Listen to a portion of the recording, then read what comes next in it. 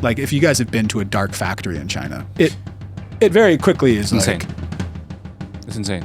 oh man, there was this one week where I had 2 different meetings with 2 different retired American generals talking about the prospect of war.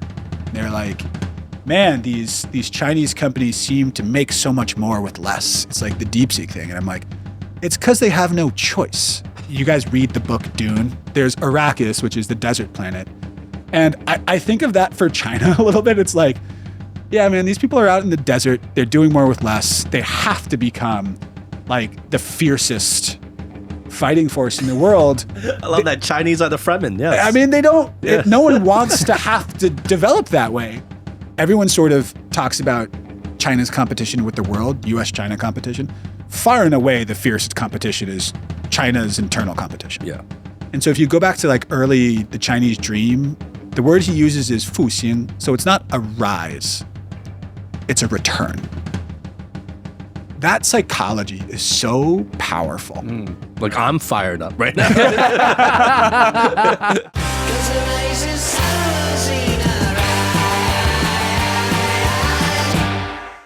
Ooh, this is going to be...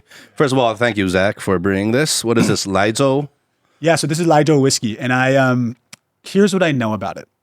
I know that they are in Sichuan, which I like. I spent a lot of years there. I know that this is very strong, but I didn't know that until I walked in today. So that might have impacted my decision to bring it or not. Yeah, it's 66% alcohol. Yeah, that's like you could run a lawnmower on that thing. Oh, yeah. This is I think this is the highest. I think this is the strongest whiskey I've ever had.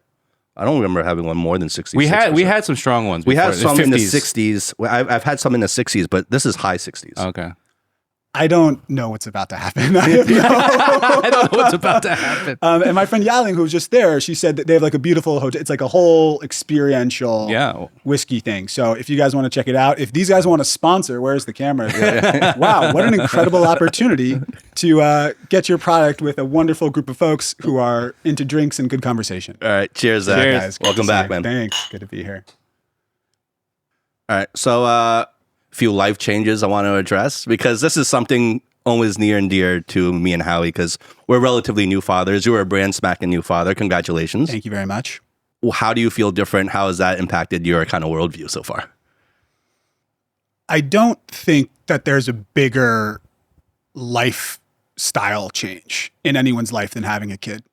I heard something recently, and this will veer back into some China expertise because we could talk about people's willingness to have kids and demographic considerations and AI. So there's a professional curve here somewhere, I'm sure.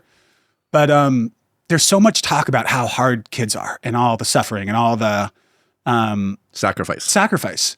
And something I heard recently that I really resonate with is the challenges of having children are easy to describe.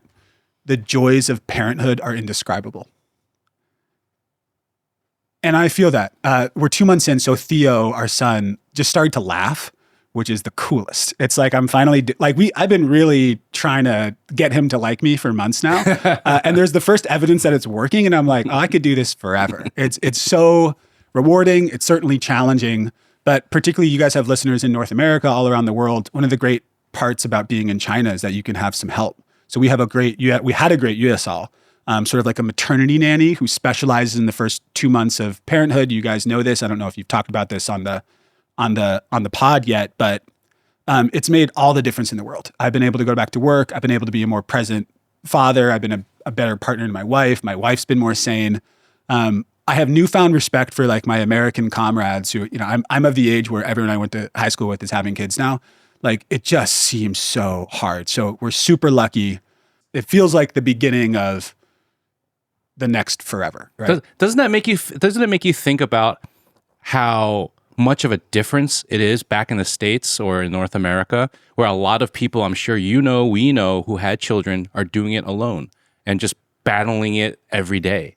I cannot. So I've had guilt about this because everyone I know back home is doing it that way. And the ones who don't, like, they'll have a night nurse 3 days a week. And I have like a live-in nanny. So incredibly lucky, incredibly grateful just for all of the Americans watching. Gratitude. We are incredibly lucky. I know that. And there are trade-offs of living in China and asterisk, but we're very happy. I've jokingly said before to Howie that I feel that past a certain age, let's say arbitrary age, maybe 35, if you don't have kids at that point, you do not deserve the same rights.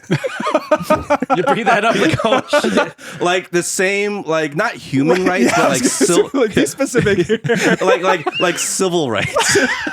I shouldn't have said the canceling thing before. I just Exactly. I've seen it. Let me explain I've my seen position. it a challenge. Let me explain my Go position. for it. Like you don't deserve the same like civil rights as people who do have kids.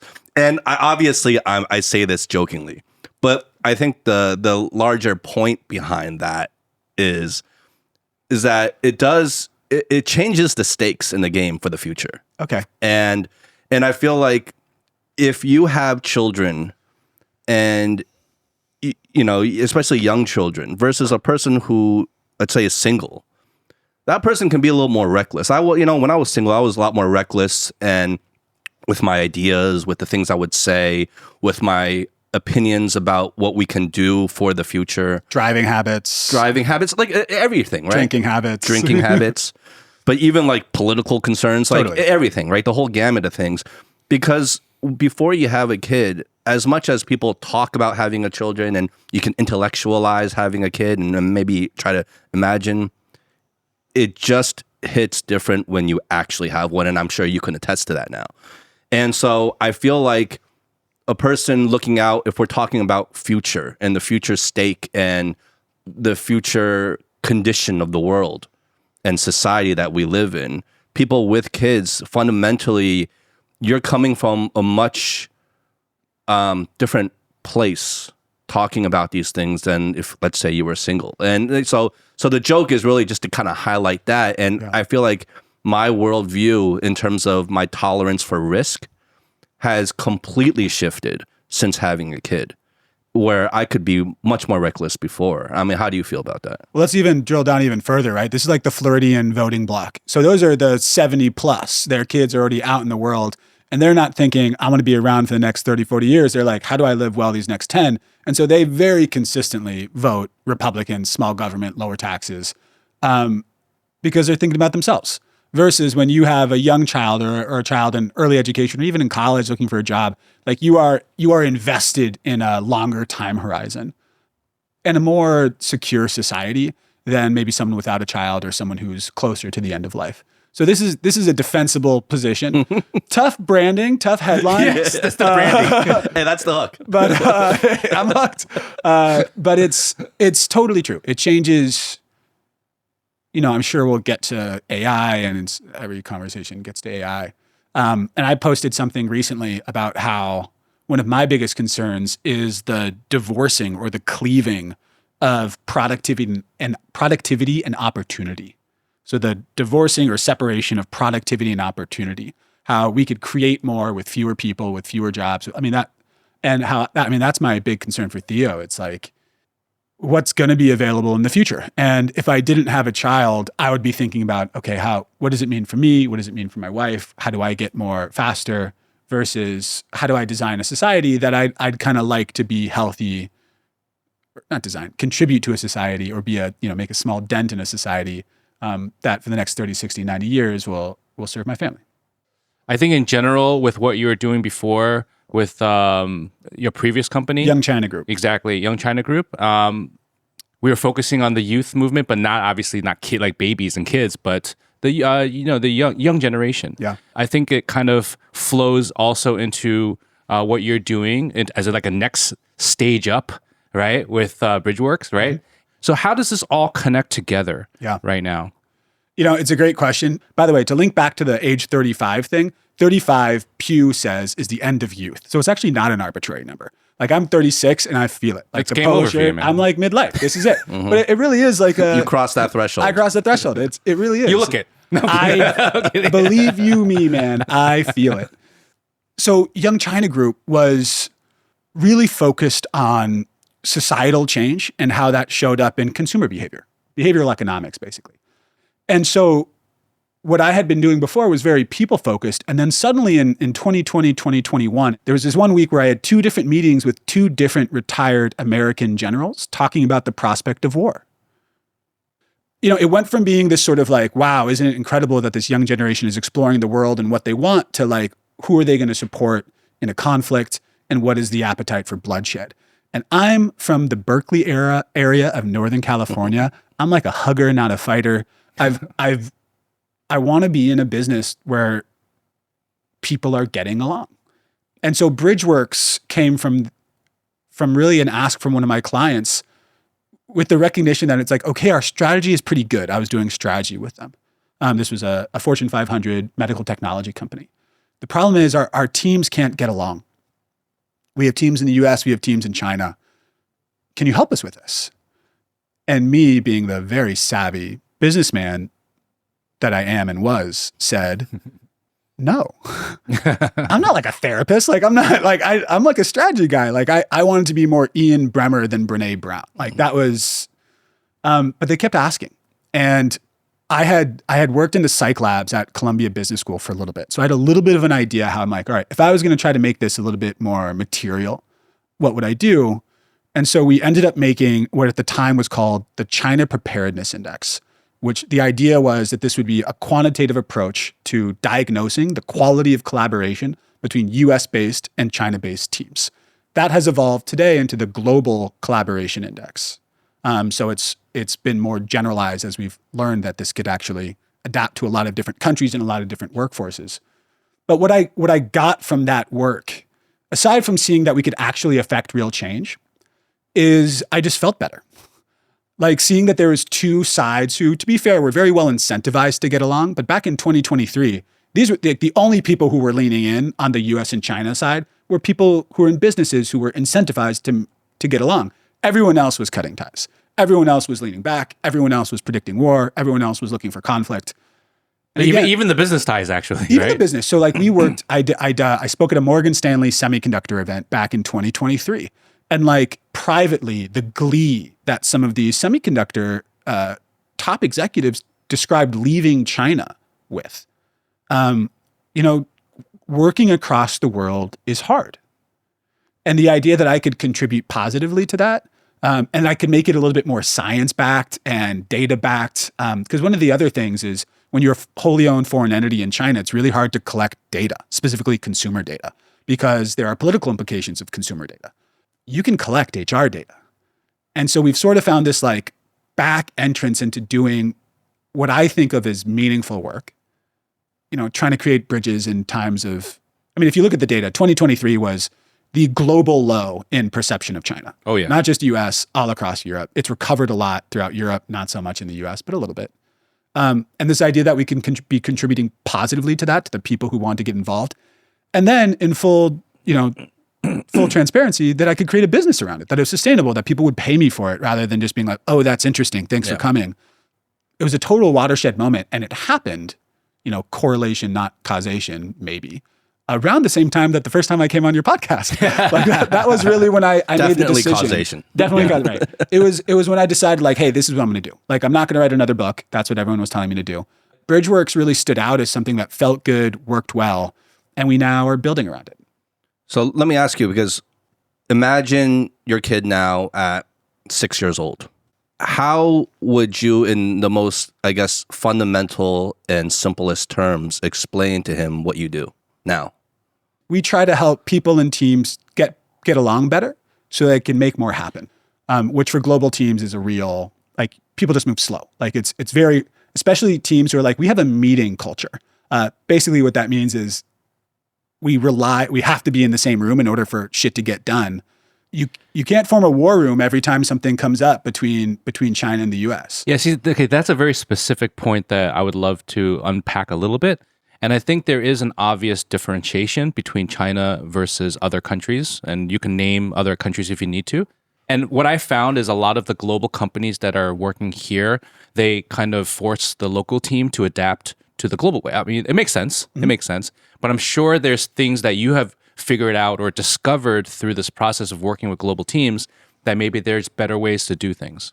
Totally. So the first is understanding all of the different elements of global collaboration. We've identified 7, which is probably too many for a clean framework, but we're working on it, guys. So the 7 are this. You have language and time zone. We call those friction amplifiers. Those are the things that make global work more difficult. Imagine trying to describe to your +1 manager a really critical idea that impacts your annual budget, but you're doing it at 2 a.m. in your second language. Yeah. Like that, it just and makes you need work. to translate and You need to translate, or you need to be thinking as hard, or the way I think. Or a lot of nuance gets lost in the language. Totally. I think of I'm a good Mandarin speaker. I used to be a translator, but it's a blunter tool than my English. And so again, we work with some companies who run $10 billion+ businesses here in China. Like the ability to be precise in a meeting like that is really critical. So language, time zones. The third one is country culture. And we actually include that as a friction amplifier. Country culture is how where you're from drives the way you think. In China, people often say, 屁股决定脑袋. Your butt determines your brain. How where you sit, the gossip you hear, the way people are raised, people's worldviews, what you look at in your news media or your social media, to a much greater degree than we'd like to admit to ourselves, defines the way that we work and see the world. And it impacts your fears and concerns. Totally. Yeah. Your outlooks towards stability, your perceptions of authority. So this comes up all the time in China. People's willingness to share across hierarchies, people's willingness to share in groups across hierarchies. By the way, this is where most of this industry is stuck. If I'm writing something for Harvard Business Review right now, and the title I pitched, by the way, I have a 0% hit rate on choosing titles for them and them actually accepting it. So they're not going to accept this. But the title I have chosen is culture overrated?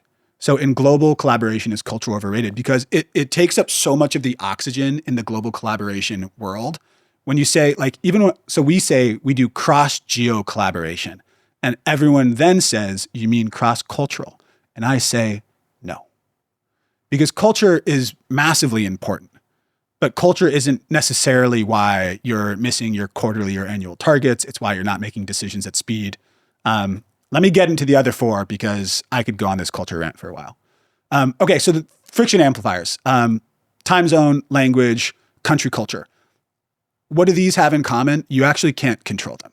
Like you could work on your second language like many of us have, but you can't change the language or country you spent your formative years, right? You can't go back in time and do that. Time zone, you can move people around the world, but in reality, only the top 5% of an organization have that ability. The people who are doing the frontline work don't travel.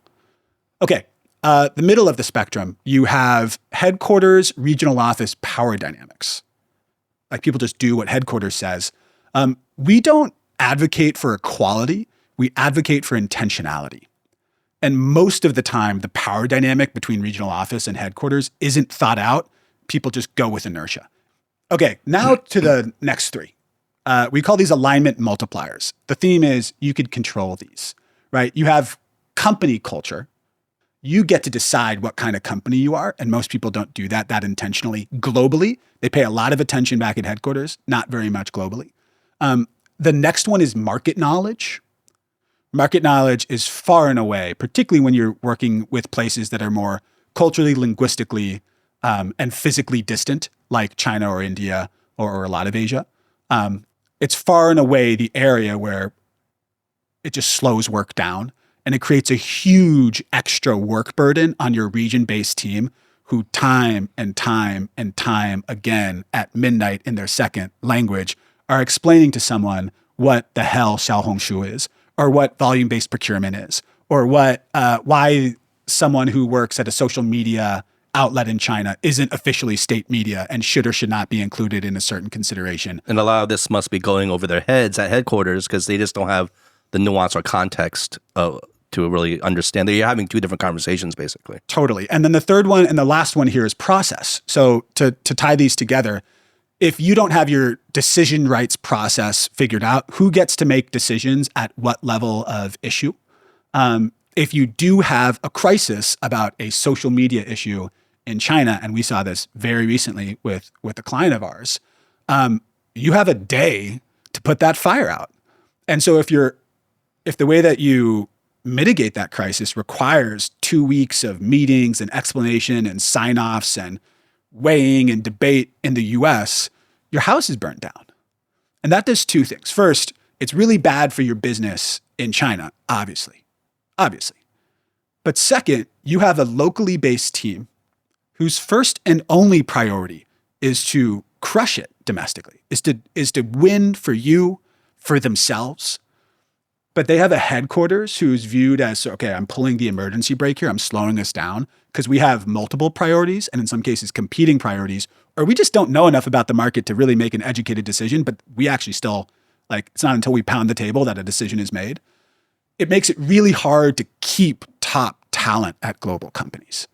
I actually expect over the next decade, as Chinese companies get stronger, better, bigger, more global, which I'd love to talk about, by the way, because this is the worst that Chinese companies will ever be at going global today. Only going to get better, only going in one direction.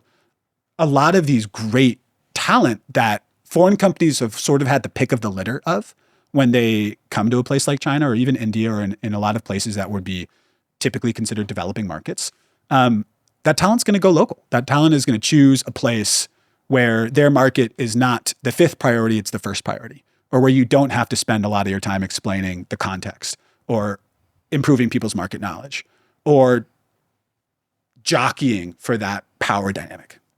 And so those 7 elements, and I really appreciate your guys' patience in me walking through all 7. No, this is great. It's a little complex. Those are less sexy than culture, which again is so interesting. And if you were to tell 28-year-old me who had just published Young China, culture doesn't matter, I would have said, go F yourself. I'd be like, get out of here, man. But it matters. It just needs to be right-sized within a broader conversation about what makes global work. There's 2 things I'm thinking. One was kind of the lack of or weakness in market knowledge. Totally. That you see. Nowadays, though, is that still happening as much? Because it just seems like such of a almost understood basic thing. It seems like that would be such an outdated problem to have. Are big companies still struggling with that? You'd be surprised. So I see that there are basically 3 phases of interacting with China. And so this is pretty China specific. Enter China, localize for China. Number 3 is learn from China. And this is not like come to the foot of the mountain and meet a master and have him this isn't like that. China is increasingly the product gauntlet for the rest of the world. Things are moving so fast here. Tech iterates so quickly. And the consumer is so spoiled and demanding. If you talk to any VC in China, and we have a handful of these conversations, not as many as someone like Jonathan Reckman, who I know you guys know. But what we hear consistently is the belief that if you can survive in China, you could thrive globally. If you could survive in China, you could thrive globally. A lot of the brands in China are new. Yeah. And that's why they're just moving so fast. They're owned by a lot of young people. And it's just mind-blowing to me when you said the last 18 months. And if I stop to think about it, because we live here, if you just stop and think about it, you're absolutely correct. The reason I love the EVs example is because everyone is an amateur car expert. You could see it. And when you're there, you're like, this seat is comfortable, or this seat is not, or this leather feels fake, or this design looks good, or it doesn't. We could all sort of get good car, bad car. What about things like cancer drugs? What about things like solar panels? What biotech? Yeah. Med tech. These areas that are less obvious to the average, like cancer drugs. I hope it's not straight to consumers. I hope you never need to use a cancer drug. I hope you never need to figure out how cost-effective and lean the value proposition of a Chinese cancer drug is.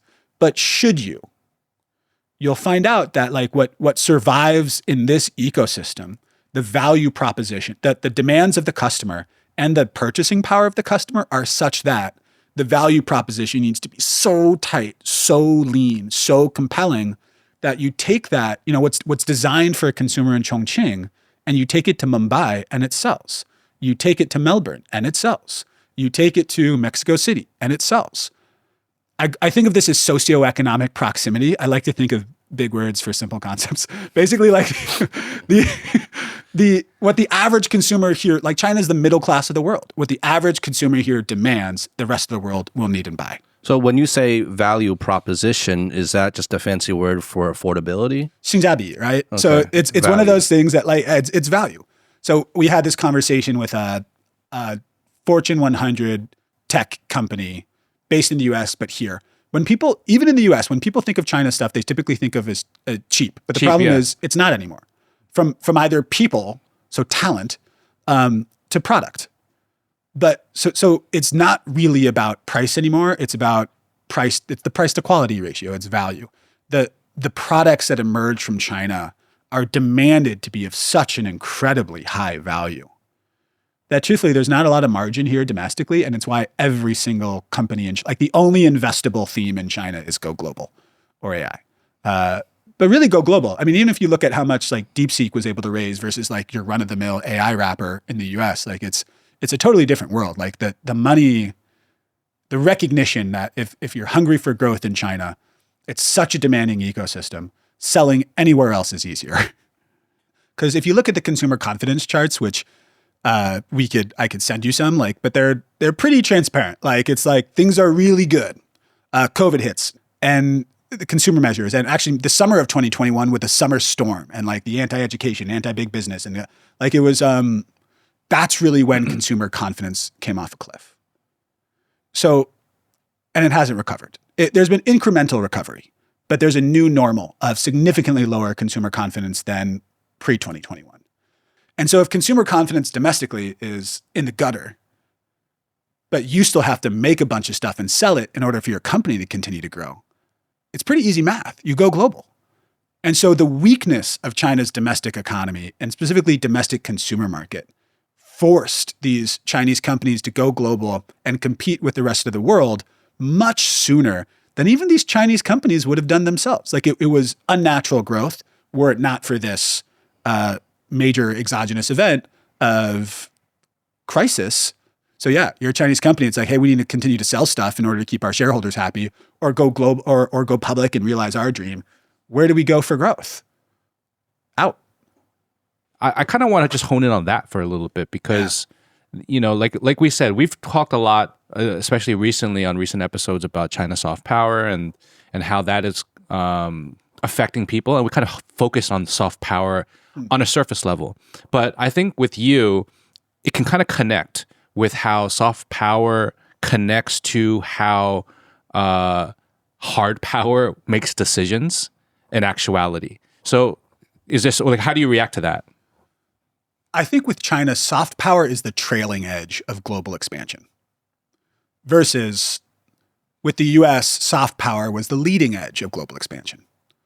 And I've never said that out loud. So as I'm thinking about it, I'm like, yeah, that What does that mean though? Can you explain that? So like people like to joke that America's best export is our culture. It's our media. It's our movies. It's our language. And not our language, but truthfully, if you track the shift in global education, focusing on American English versus British English, like there's a shift. America's culture exported and sort of paved the way for like the McDonald's lifestyle or driving a Ford or wearing jeans, Levi's, like having a Starbucks in the morning. Having a Starbucks, like having coffee in the morning. Right? What does cool look like? What does masculine or feminine look like? What is a hero? How does a hero behave? What is heroic? What is admirable? Like these are because of the sophistication of Hollywood. And I know I'm way wading into your world here, Howie. So I'm going to want to hear your perspectives in a second. Like it paved the way for U.S. product. China's worst capability, I would argue, and I think they're getting better, but worst capability is soft power. Its hard power is very sophisticated. And we've seen, I think, time and time again that like it's either the government or typically the government sort of putting their foot in their mouth globally. And truthfully, when they lead with their economics or lead with opportunity or mutually beneficial trade deals or a loan instead of a grant or aid, truthfully, aid is not very dependable. So this is I saw a great chart, I think from The Economist recently about the difference between U.S. aid abroad and its exertion of global power versus Chinese loans abroad and its exertion of global power. China doesn't pretend to do something out of charity. It's very explicitly, we'll do this for you so that you have this dependency on us. It's good for you and it's good for us. Let's do this. And like it's very clear-eyed. So I think soft power in China will be like the last sign. I think the quality of product in many ways, and the leanness of the value proposition in many ways is so undeniable that if you're just a consumer who likes good, affordable stuff, you know, China, Bina, Virginia, I don't care where it's from. Like, I'd love that. Like, I'll take it. And that's where China's real strength is. I'll give you a really easy example. So back when we were stuck in Mexico, I did this project where I was interviewing people from Chinese companies who were in Mexico City. And Mexico at the time was really the stronghold in North America for if you were trying, and some people include Mexico in North America or not. I think it's silly. But it was really the stronghold on the continent because you couldn't get into the US at the time. And I talked with somebody from Xiaomi. And for those of you who don't know, Xiaomi makes a plethora of affordable electronics that seem like extraordinarily unfocused. Like anything from toothbrushes to, I mean, it's sort of like Dyson, but for everything, and affordable. So key. So toothbrushes to cars. Like they have a $27,000 Porsche knockoff. Sorry, Xiaomi. And Lei Jun is like an incredible visionary, but like the whole thing is making technology accessible. And so I met their person in Mexico and I'm like, so what's the strategy? She was like 26. I'm like, how's your Spanish? She's like, I don't speak Spanish. I'm like, so what's the strategy? She's like, we do some brand activation events. And I went to one and there was like 50 people there and it was pretty cool. And they gave me a sweatshirt and like you could try a scooter and there was a popcorn machine but like it was like a pretty light strategy. And then I had dinner with this woman and she said, what we believe at Xiaomi is once e-commerce turns on for an economy and people have access to the highest quality things all over the country, then they will know which products are the best and what are the leanest value proposition products, what's the best product for the lowest price. And so we're confident that we're going to win here as e-commerce penetration increases. And that day I bought Xiaomi stock. I'm not a good investor, but it's like the Warren Buffett line. Why does he like Coca-Cola? Because a ham sandwich could operate it. Like this idea that you don't really need a great marketing thing if the value proposition is so tight. And it's undeniable. It's like the products speak for itself kind of thing. It's inevitable. Like if you have one product at $100 and another product at $20 and they do almost identical things and you don't care about brand prestige in that category. So like cars are kind of interesting because with Porsche, you care about brand prestige. And so like if you have a Xiaomi, I'm forgetting what the name of the model is, S7 or something. SU7. Yeah. SU7. Okay, I was getting close. There's real brand prestige implications there, and like fine. But if like for your toaster or your toothbrush or your shaver, it's like you just want the best thing. Again, when I think about China's expression of power across the world, I actually think that the coordinated efforts for soft power have failed in a lot of ways. I think it's really about hard power. And then around companies who through their wanting to make a buck, and by the way, everyone wants to make a buck. They don't want to make a yuan. They don't want to make a yen. They don't want to make, like, everyone would love to sell stuff to America, myself included, by the way. But again, in providing this stuff to the rest of the world, like that to me is how China will weave itself into the global fabric, much more than the quality of its movies or TV shows. That's so funny. I think, I could add 2 cents to this in terms of the working protocol of working with, let's say, a company from the United States versus a national company in China. And that you're saying that you want to sell to the American companies, you want to work there, because it even trickles down to the difficulty of working with local companies in terms of processes, even in my world, in the advertising world. When you work with a local company versus a more global company, you always go in with this head of there's going to be a lot of these protocols we've got to follow, and there's going to be a lot of this like ways of working that's going to be a pain in the ass. And it's just sometimes you think is ass backwards, but you kind of just got to do it. You mean for Chinese companies? Yes. Okay. And then you go global, it's a little more like more understanding of a certain way of process and And it's just a very different lens in terms of approach, right? Because when you have to deal with both sides, like what is that bridge? It's so hard. I'm gonna be really transparent with you. So like we've worked with both companies who are based in the US as well as based in China. And as well as based in other places, but just for the sake of simplicity, US and China. When US companies go abroad, they have a variety of different issues with global management. And then redeeming qualities. But issues with global management, everyone sort of works on US hours. Americans don't really understand other places that well. Linguistically, very little understanding. Most people in the US aren't particularly globally exposed. And so like cultural intelligence is just going to be lower. Again, it's a reps thing, people are well-intentioned. It's not malicious. Yeah, I think just natural. They run everything through a very American lens just because they don't have that much exposure typically. And the lens of American exceptionalism, truthfully, just like, hey, it's probably better here. Like, why would we pay attention to a product development in China? Not everyone has that, but like it's sort of the default. And so people who don't have that have unlearned it or have been based globally. When Chinese companies go global, they typically have one problem. And that is no one in the world will work as hard as Chinese people. This is the flat out truth. Like I would love to dress it up in some $5 words for everybody, but we worked with one of the two major payment companies in China, and they have significant presence in Latin America, in Southeast Asia, everywhere in the world, and they want to go global, and they should.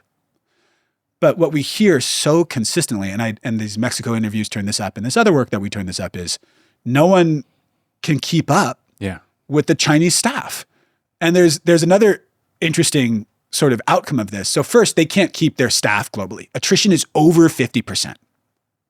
Over 50%. People you're losing over 50% of your talent. That is. And what kind of time frame are we talking about? So 12 to 24 months in the specific company that I'm thinking of right now. Wow. So pretty much just as someone's becoming useful to you, just as they've learned about the company, just as they've integrated, 1 to 2 years. Over 50%. I think it's for them, 38% within 12 months, if I'm remembering this correctly. And this is globally. And what we hear so consistently is a variety of, like when they're actually talking strategy, they're doing it in Chinese. A lot of the managers from this company aren't really trained in being a global manager. So maybe their English isn't very good. Like there's definitely language constraints, but it's also just their expectations around overtime culture. This came up in the conversation with the director, actually, I'm blanking on his name, that you guys had. Rico. Around like you just like in China, you're not done until the work is done. But in Brazil, you're done at 6. And so this idea that you're going to stay up till 9 and that like regularly is just not, and I don't want to throw Brazilians under the bus, around the world, even in Singapore and Malaysia. So I think people like if you look at something like Culture Mat with Aaron Myers, you expect that in places that are culturally proximate. So places that like look East Asian culture, roughly, that look they're similar. all like, But like people in Singapore are like those folks Chinese in MFers. Shenzhen, Hangzhou, Shanghai. It's like seriously, they just get like the Nadren thing. Seriously. Like the involution. It's involuting no one can keep up. Yeah. Let me share a story please. that you might appreciate. Yeah. So I was doing this shoot in Thailand. Did I share? I don't know if I shared the story, but I was doing this shoot in Thailand, and I was working with a local Thai production company, and for preparation for the PPM, which is the pre-production meeting before we get to go over with the client all the things that we're doing, we have to create a deck. And in that deck, you have the storyboards, you have the art direction, basically everything that's going to be in the film, and you present it so they can be like yes or no. Okay. Now, normally in China, this is something that being here, I got used to, is the deck is extremely detailed to the point where it's a bit mind blowing. There's like 100 to 200 plus pages of a presentation that's done within a week. Yeah. And with every major player of each department contributing.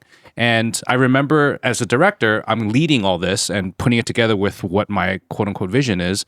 And I remember working with the producer there, and they're like, okay, so we kind of put together the deck, and we've already put in the newest artwork from the production designer and this and this and that. Would you like to take a look at it? I said, yes, let me take a look at it. And I went through it, and I mean, without being specific, it was like 30 pages, and I was like, where's everything? And they're like, what do you mean, where's everything? I'm like, okay, let's be specific. The art direction in terms of how we're going to decorate the space, for the shoot. I only see a photoshopped like image of an angle, but we need the bird's eye. Where's the 3D rendering of each angle of the boards and et cetera, et cetera, et cetera. They're like, what? And I'm like, you guys don't do that here? And they're like, no, we just do this. I'm like, okay. And this is a top production company. Okay.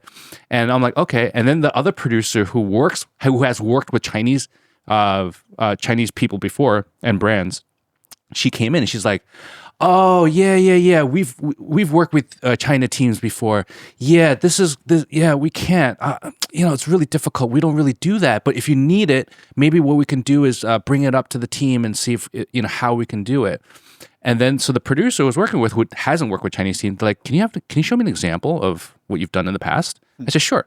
So I pulled one out, and literally they went through it, jaw dropped, called the whole company over. It's like, take a look at this. This is what they do. And then we went through it, and everyone was like, what? Why is everything so detailed? This is the first production meeting. It's not even the final one. And I'm like, that's normal. You were like Apple coming to China teaching them. This is the Big Bang moment. Yeah. You were setting the standard. No, but that's what happens. Yeah. So I like to make frameworks for things, and I probably do it too much. But I making complex things simple, it helps me because I'm like not the most sophisticated person. So I think there's sort of three elements or three like points of failure for Chinese companies going global. The first is market access, which is government stuff. And that was the one that, especially with the trade war stuff, and as Americans, we really focus on. But again, global markets, the US just happens to be the best one. Every Chinese company would still love to go to the US, but there's other places. Market access is number one. Number two is branding. And companies are getting a lot better at this. If you think back to Chinese companies 10 years ago, the global branding, this like veers into soft power a tiny little bit, but it's really about the ability to have a conversation with global consumers. And I think China's getting a lot better at the branding side. The third, though, is management and professionalization. And that's what you're talking about. On the management side, how do you manage global staff who, again, will work anywhere in the world? Your staff will work less hard than what you're used to back home. It's just different standards and different expectations. Different hierarchy. So this is where country culture really does play a role. And then then you have these frictions of time zone and language, like all of those. And this is like a real luxury of American companies too, is everyone speaks English. This goes to that, like the leading edge of our soft power. Like when English is the global media language, English is the global business language. You could talk with any single person who's over 30 at a Chinese company, and they could tell you, if their English is good, which episode of Friends is their favorite. If they're under 30, it's Big Bang Theory or it's How I Met Your Mother. Like it's a very generational thing. That's so true though. Like the American soft power is like, the language, obviously. What a global luxury. Language. The dollar is the global dollar. Right? Yeah. What a luxury. I would add one interesting piece here, which is that as Chinese companies are working with a global workforce, they are starting to realize how their work ethic is exceptional. So not the leadership knows, but like if you're like a manager in Shenzhen and you haven't really been abroad, or you've certainly not been to an office in New Jersey, you've never really thought about like, oh, other people don't work this hard. Yeah.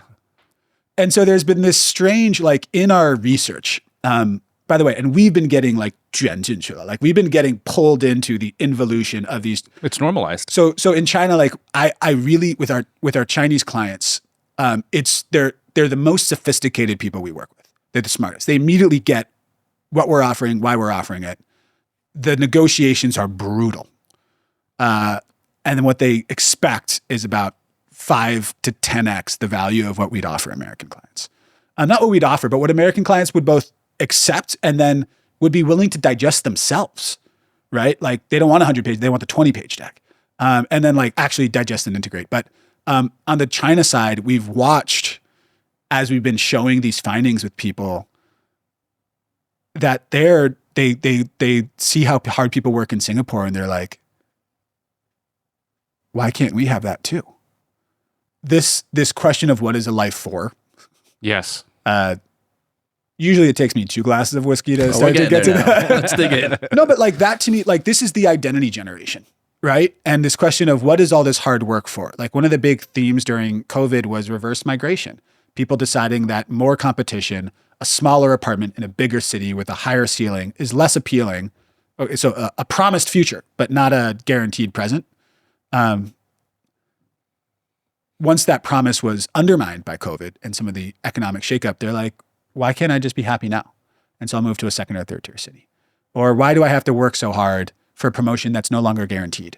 Because before 2021, everyone was you always knew someone who was raising money. You always knew someone who was having an exit. You always knew somebody who was getting a promotion. You always knew someone who was being sent abroad maybe to run a division of an organization. Like the opportunity was always out there. And if you just worked a little harder, you'd capture it. That balloon has been popped. And so while there's a lot of Chinese companies doing a lot of really cool things, there are far more people now who are thinking, what is this all for? This isn't uniquely Chinese, but because of the disposition and the level of competition domestically, it's more salient here. And what you have to tell people is no one wants to have to do this. No one wants to have to compete and move at China speed. Maybe some people do. Like there's probably like a thin layer of entrepreneurs who have disproportionately benefited from this. So they're like, I love China speed. But like the average employee is like, man, if I can move at Singapore speed, which for most of the world is lightning fast, or if I can move at New Jersey speed, or if I can move at Sao Paulo speed, I'm have a siesta in the middle of the day. I mean, there's not a choice in China. It's adapt, or get washed away. And so the incredible advantage of the people who survive this ecosystem, when you look at sort of the grind to arrive at those advantages, most people in the world would not wish that on their friends or getting to where we started on their kids. Yeah. So let's speculate though a little bit, because we're talking about what we see and we're describing it in terms of the work ethic here, the work culture compared to even other Asian high work culture places. Why is that though? Yeah. Like what is driving it? Is it just simply chopped up to culture? I don't know, because if we compare to other East Asian, like you have similar cultural ideas and beliefs that maybe aren't as hardworking or as grueling here in China. So like, why do you think it is? So there's a stat I think about often. It's a graph I made back in 2018, 2019 when I was starting to do some professional speaking. And I called it myopia utopia, nearsightedness. So nearsightedness is sort of interesting because nearsightedness is not really genetic. It's often a product of your activity. What do you do every day? It's a reflection of your habits. Not exclusively, like there certainly is some genetic predisposition, but it really, you could know a lot about a person by their vision. There was a study done, I want to say a decade ago, that looked at high school students in the US, Germany, and the UK, as well as students from East Asian countries. I believe it was China, Singapore, East and South Asian countries, China, Singapore, and South Korea.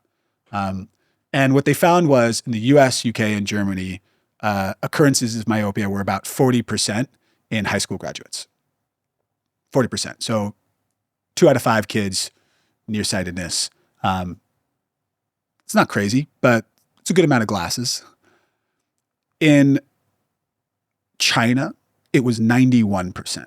Oh, Jesus. In Singapore, I think it was like 92%. In South Korea, it was 96%. Wow. Jesus. And I had married this in young China with the data on who studies abroad where, and Koreans way punch above their weight in studying abroad in the US, UK, Australia, sort of aspirational education markets. But what you're really talking about is Confucian education systems. Confucian education system. So enormous competition, a style of education that focuses on hard work. And with Chinese in particular, people do focus on how to acquire the language it does require a different level of work because of the number of characters and memorization. And so there is a style of education that's associated or sort of an outcome of the language. The domestic competition in China, there's a certain amount of scarcity hangover from the Cultural Revolution that I wouldn't undermine. Everyone sort of talks about China's competition with the world, US-China competition. Far and away, the fiercest competition is China's internal competition. Yeah. And so truthfully, yeah, these people who are competing with the US are like, oh man, what a breath of fresh air to compete with Americans, man. It's not just easy, it's like, it's pleasant. It's like, it's less cutthroat, it's less brutal. Well, It's like jogging pace for them. Well, there's a studies that came out. I forgot where I read this, but maybe you've read it as well. Basically saying that students that went through primary school in China's education system and then switched over to middle school in America were about like 3 grades or 4 grades above. They're doing calculus. Yeah, 3 to 4 grades above that level in America. And so some people would say, it's like, yeah, if you really, really want to get a leg up in math and stuff like that, then you should do it here in China and then move over to America. And you'll be like flying over everybody. But then it arcs back to that question about, do you want that fear? Exactly. Yeah. So like what do you sacrifice to get that? Yeah. So I grew up in a Northern California suburb, just next to Berkeley. I am nostalgic for like those slow summers. And I was at a dinner the other day with friends, with friends from actually all based in Shanghai, Chinese nationals, all had studied abroad. All of them now have kids. So there's 3 of us couples, and their kids are a little bit older. And we were talking about, well, they were talking to us, and I was white knuckling the table. About how like, yeah, they're going to start sending their kids to pre-kindergarten. And I'm like, I'm sorry, just what happens at pre-kindergarten? It's like, oh yeah, cognitive development, like 早教育, like we start working on like language faculties, like sitting up in a studious way or something like, but I'm like, well, why? And they're like, there are interviews, like we did an interview at a kindergarten recently. First, stop there. We did an interview at a kindergarten Stop recently. there first. Which, by the way, I hear in the U.S., but it's mostly like, oh, like when did you get to the neighborhood? Like it exists. But it was there's a specific level of math proficiency that they expected to get into this kindergarten, and now I'm thinking about like country ass bumpkin me in Northern California, which is like the watershed of Silicon Valley. Like, I had mud in my teeth. Like I think about what sort of childhood I want for my kid. I think about, do I want to put him through a program where the inevitable result is 90% myopia? Do I want, and then what is more important for him to be tough, for him to be happy, for him to be competitive, for him to be satisfied? And where, if anywhere, is the balance? And, I'd love to say I arrived at an answer, and you guys are further along in this. So I'm hoping you'll share with me where you come out. And I sort of kind of arrive at like, I'd love for him to go to local schools when he was young, and then before it becomes like a Gaokao death trap, catapult him out of there. It's the parallels between like personal development and country development are interesting. You want your child to be competitive. I want Theo to be competitive. You want your country to be competitive. You don't want your child or your country to have to endure the things that make you or it competitive. It does make sense. I mean, there's this one angle that I have conversations with my partner, and one of which is, I mean, we're both aligned in the sense of not wanting the strict learning educational culture here locally, but there is this one aspect of strength that or prowess that is within our conversation that it's a bit more nuanced. So for example, one thing is the idea of bullying or being bullied or not being bullied. So on one side you can say, if somebody did something to you, eye for an eye, hit them back, or you tell them no, or whatever it is. That type of education or learning for the kid. The other way is you should be much more passive and just stay away from trouble. And that's a big thing in the West, right? So a lot of people say, it's like, not necessarily don't stand up for stand up for yourself, but Nonviolence. Nonviolence, stay away. If there's ever gets to the point of violence, then walk away, find an adult, whatever, those type of typical ways. But then a lot of parents here tend to say, eye for an eye, man. Like if somebody pushes you, you better learn how to push back. Or if somebody hits you, you better learn how to hit back under the right circumstances, right? And I don't know. I just think about that. It makes sense on paper, that idea of, you don't want to raise a child that can be bullied or can be a pushover. Because I've been in situations when I was younger especially when I was young, where I was a little bit more of a pushover until I got a little bit older. And I don't want my son to go through that. Do you guys remember the Tiger Mom author, Amy Chua? Yeah. I don't remember if she was like Princeton or Yale or somewhere. Yeah. She had this idea of what made for, why minority communities in the U.S. were particularly competitive. And she said there are 3 different factors.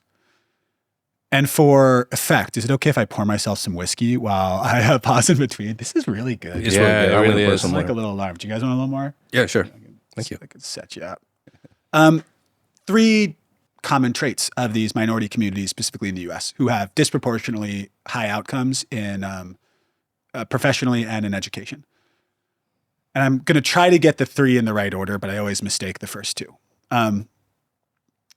The first is an inferiority complex. You're not good enough. A-, why not an A? A, why not an A+.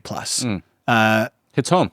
Yeah, right. Like by the way, I'm Jewish. I'm from California, so like a pretty lighter version, or Northern California, and even an even lighter dose of Judaism. But like I talk with my New York Jew friends and like, oh, A-, not okay. Why aren't you fast enough? Why aren't you the first in the class? Why aren't you inferiority complex first? The second one is interesting. It's a superiority complex. You could be the best in the class if you tried. You have the potential to be the best in the world. Be smartest, invent more, get a better job. Like the inherent belief that you can be exceptional. You have incredibly high potential, even though you're not good enough yet. The third is grit. The ability to do difficult things for long periods of time. And you could argue very compellingly that immigrant communities have that in spades. There was a really interesting thing that happened in China in 1991. Which is that China's national education system changed. So in 1991, the education system shifted.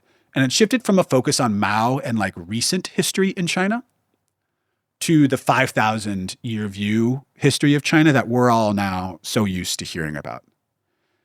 And it really lands on those 3 elements.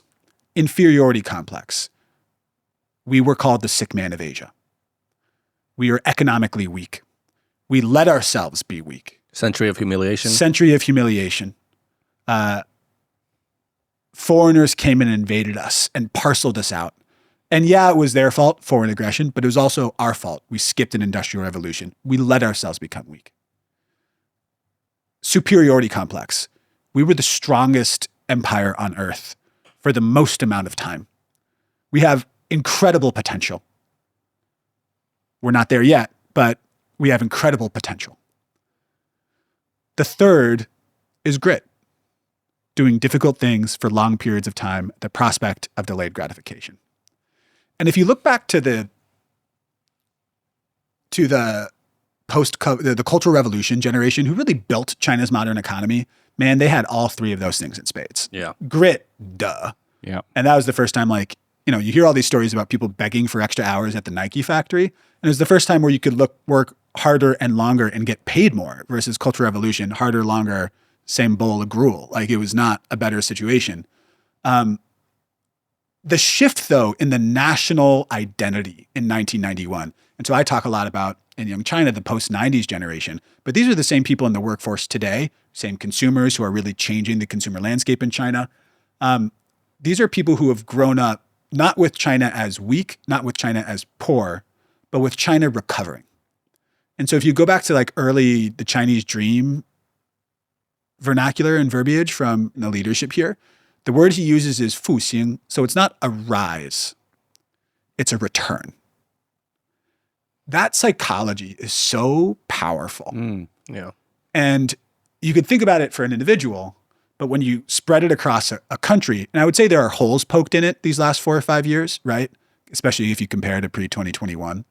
But the belief that we have a right to compete around the world, we have the potential to be the best around the world, instead of, oh, we're just a middle power, or we were meant to be poor. That's how we've always been, or that's how we've been for the last 200 years. Why would it change now? It's very compelling psychology. It really is. Yeah. And it's quite obvious, Like, right? I'm fired up right now. I mean, you guys, Let's go. Like, seriously, it's I'll give you one more example. In like 2013, I think this was actually 2015. I went to Shenzhen to interview a founder of a company called Chaoji Kechengbiao, super planner, super scheduler. It was focused on college students, which fortunately in China, there's a lot of them. 13 million people graduate every year. And he's like, yeah, I was just making a scheduling app. What I didn't realize was that I was making the country's largest dating app. Because what it allowed you to do is send a message to people who are in your class. And because like in China, people are a little bit more hanshu, a little bit more reserved. Maybe they're not like, but people feel pretty good about sending a DM over this app that he thought people were going to use just to see who were the other students in the class. He got put on all of these shows because he was a bit bombastic. He had a big personality. I went to Shenzhen to interview him. And I was talking with him about their work ethic because he would tell these stories about 80-hour weeks, 100-hour weeks, sleeping on the floor of their office. And I asked him, why? And he said, you know, it wasn't until I met people like you, referring to foreigners, that I even knew that that was special. Like, of course we'd sleep on the floor.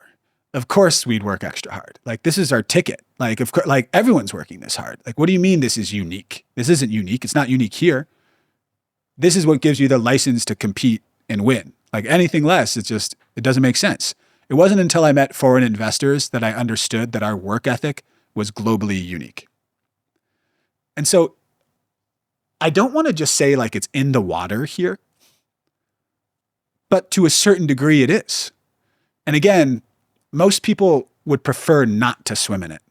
But when you're born here, when you compete here, when it's difficult to be a global citizen from China, it genuinely is. Only around 10 to 13 people have a passport. Like, it's not, the people we meet are globally exposed and internationally integrated. Most people aren't. And so in order to compete and win here, it just requires that level of intensity. Yeah, being in Shanghai, we're definitely in our own little bubble in terms of, you know, who we're meeting and the people around us.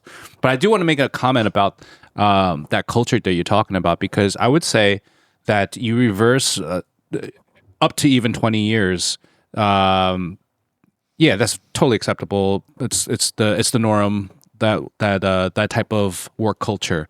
But I think, could you agree that that ideology has shifted? Undeniably. Right? So, but this is what I get all the time. So like quiet quitting and lying flat look very similar. Quiet quitting in the US, lying flat in China. I just want to clarify one thing. I poured a little more of this because I poured more for you and not enough for myself. And I felt bad about that. Okay. There was no judgment on my part. There was no judgment there. I want to make sure we're on equal terms. People ask me this all the time, like, are like, oh yeah, the competitive edge of China is dulling if these people aren't working as hard. And I think of sort of a three-dimensional spectrum here. Do young people in China work less hard than their parents and grandparents? Absolutely. And by the way, that's why their parents and grandparents worked so hard, so that their kids could have a better life. Like, yeah, you don't want to have to claw That's your way. That's the number one reason that they would give.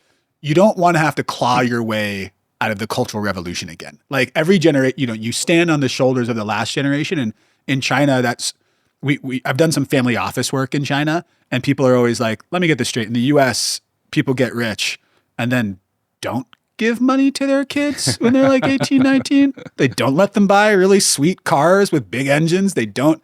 And I'm like, no, because they think that's going to like ruin them. But like this idea that Bill Gates talks about this, like, I made this money, it's mine. And there's an element of fiction here, but there's this idea that the next generation should work for it. In China, it's like, we worked hard so the next generation can have a better life. The next generation has arrived. But when you compare this next generation to my generation in the US and who works harder, no fucking contest. Still, right? Still, Yeah.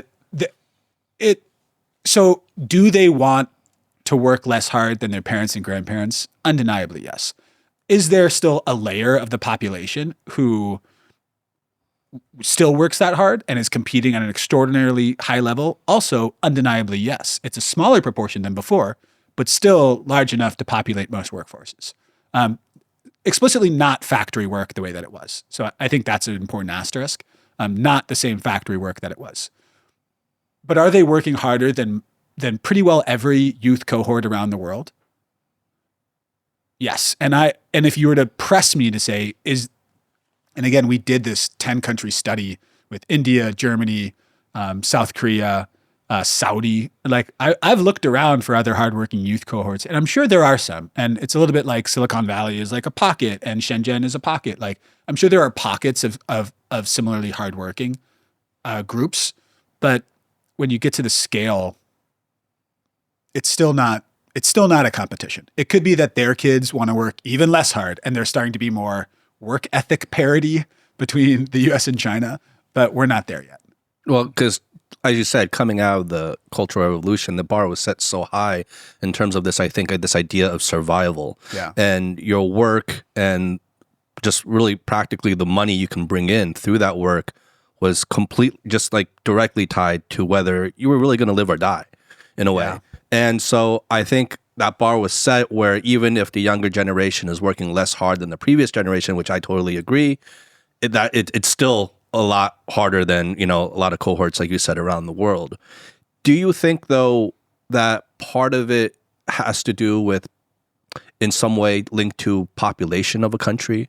I just feel like, this is a dumb example, but, early days when I came to China, I would, if I'm at somewhere, I'd like maybe like a ticket kiosk or like a help desk at a mall or something, coming from the West, I would see if there was someone in front of me, I'd line up behind them and stand in queue. Sucker. Yeah, sucker. and so I would always stand in queue, and I would always get so mad and pissed off when all these other people would just rush right in front and cut past me like I wasn't standing. I'm like, hello, there's a line here, Yeah. obviously coming from the Western framework.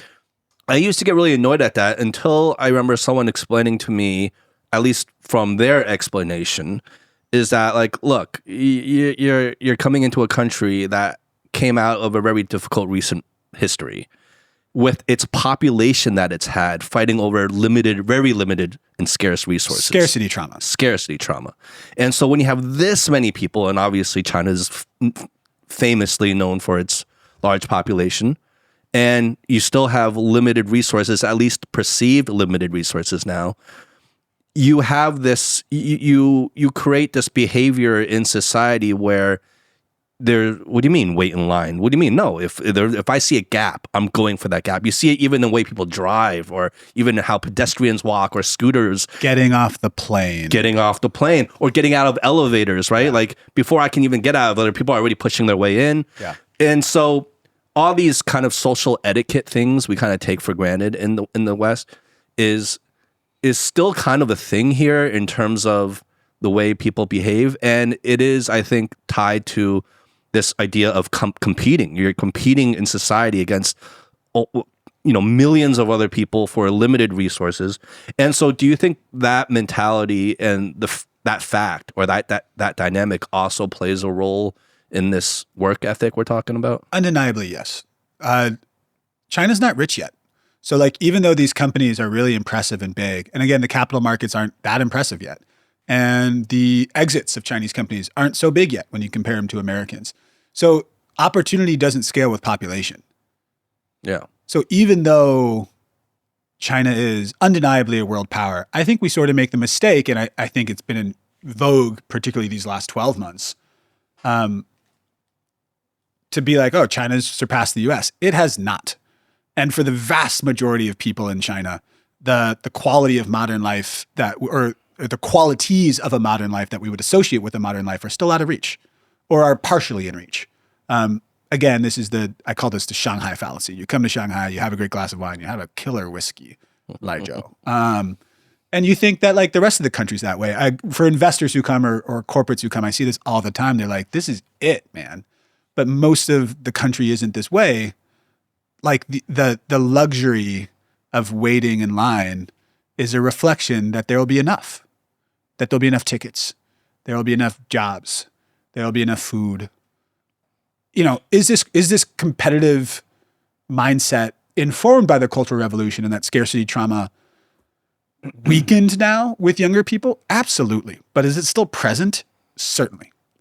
And then there's this question of, okay, to what degree is it self-perpetuating? Because now it's just what it takes to compete in China. Especially like you mentioned, the however tens of millions of graduates. 13 to 15 million every year. Every year. And every year you need to find jobs, or they need to find jobs. And there's not more of those being And there's made. not more of those jobs, especially with AI coming, especially as well. I knew we'd get there. And so, right, that's the self-perpetuating scarcity model thing, where you have all these graduates every year. You don't have that many job openings every year. And so it creates this cutthroat mentality where, like, once you get a job, it's not just you get the job, you got to hold on to that job. Totally. And at a time when layoffs are happening more and more, in order for the competitive fervor to be reduced, you'd have to have essentially like mutual de-escalation from every large Chinese company to be like, hey, we all want to live a little happier, right? We're all going to take the foot off the gas at the same time, guys. And it's like that Spider-Man meme, right? Exactly. We'll point down your guns all at the same time. You talk to locals about that. I mean, I've had these kind of conversations many times with local teams about this type of change happening, and it's always the same answer. It's like, dude, you're in China. This is not going to happen. They make comparisons to how in America you have unions and you have protections, so that you can have actionable change or protection in some way, and we don't have that as much here. So just that in itself, because there is no higher authority unless that higher authority comes out and the central government. So truthfully, like the central government came out, I think it was 2 weeks ago, and said, "Hey, big companies shouldn't do AI layoffs." Okay, and like truthfully, they can do that. Like this is there's an essay to be written about the sort of unexpected upsides of an authoritarian-like government. And one of them is, okay, you don't have unions, but you can get union-like protections. It assumes a benevolent sort of strong government. yeah. But truthfully, like, I mean, even if you look back to the legislation in 2021, those were very pro-populace.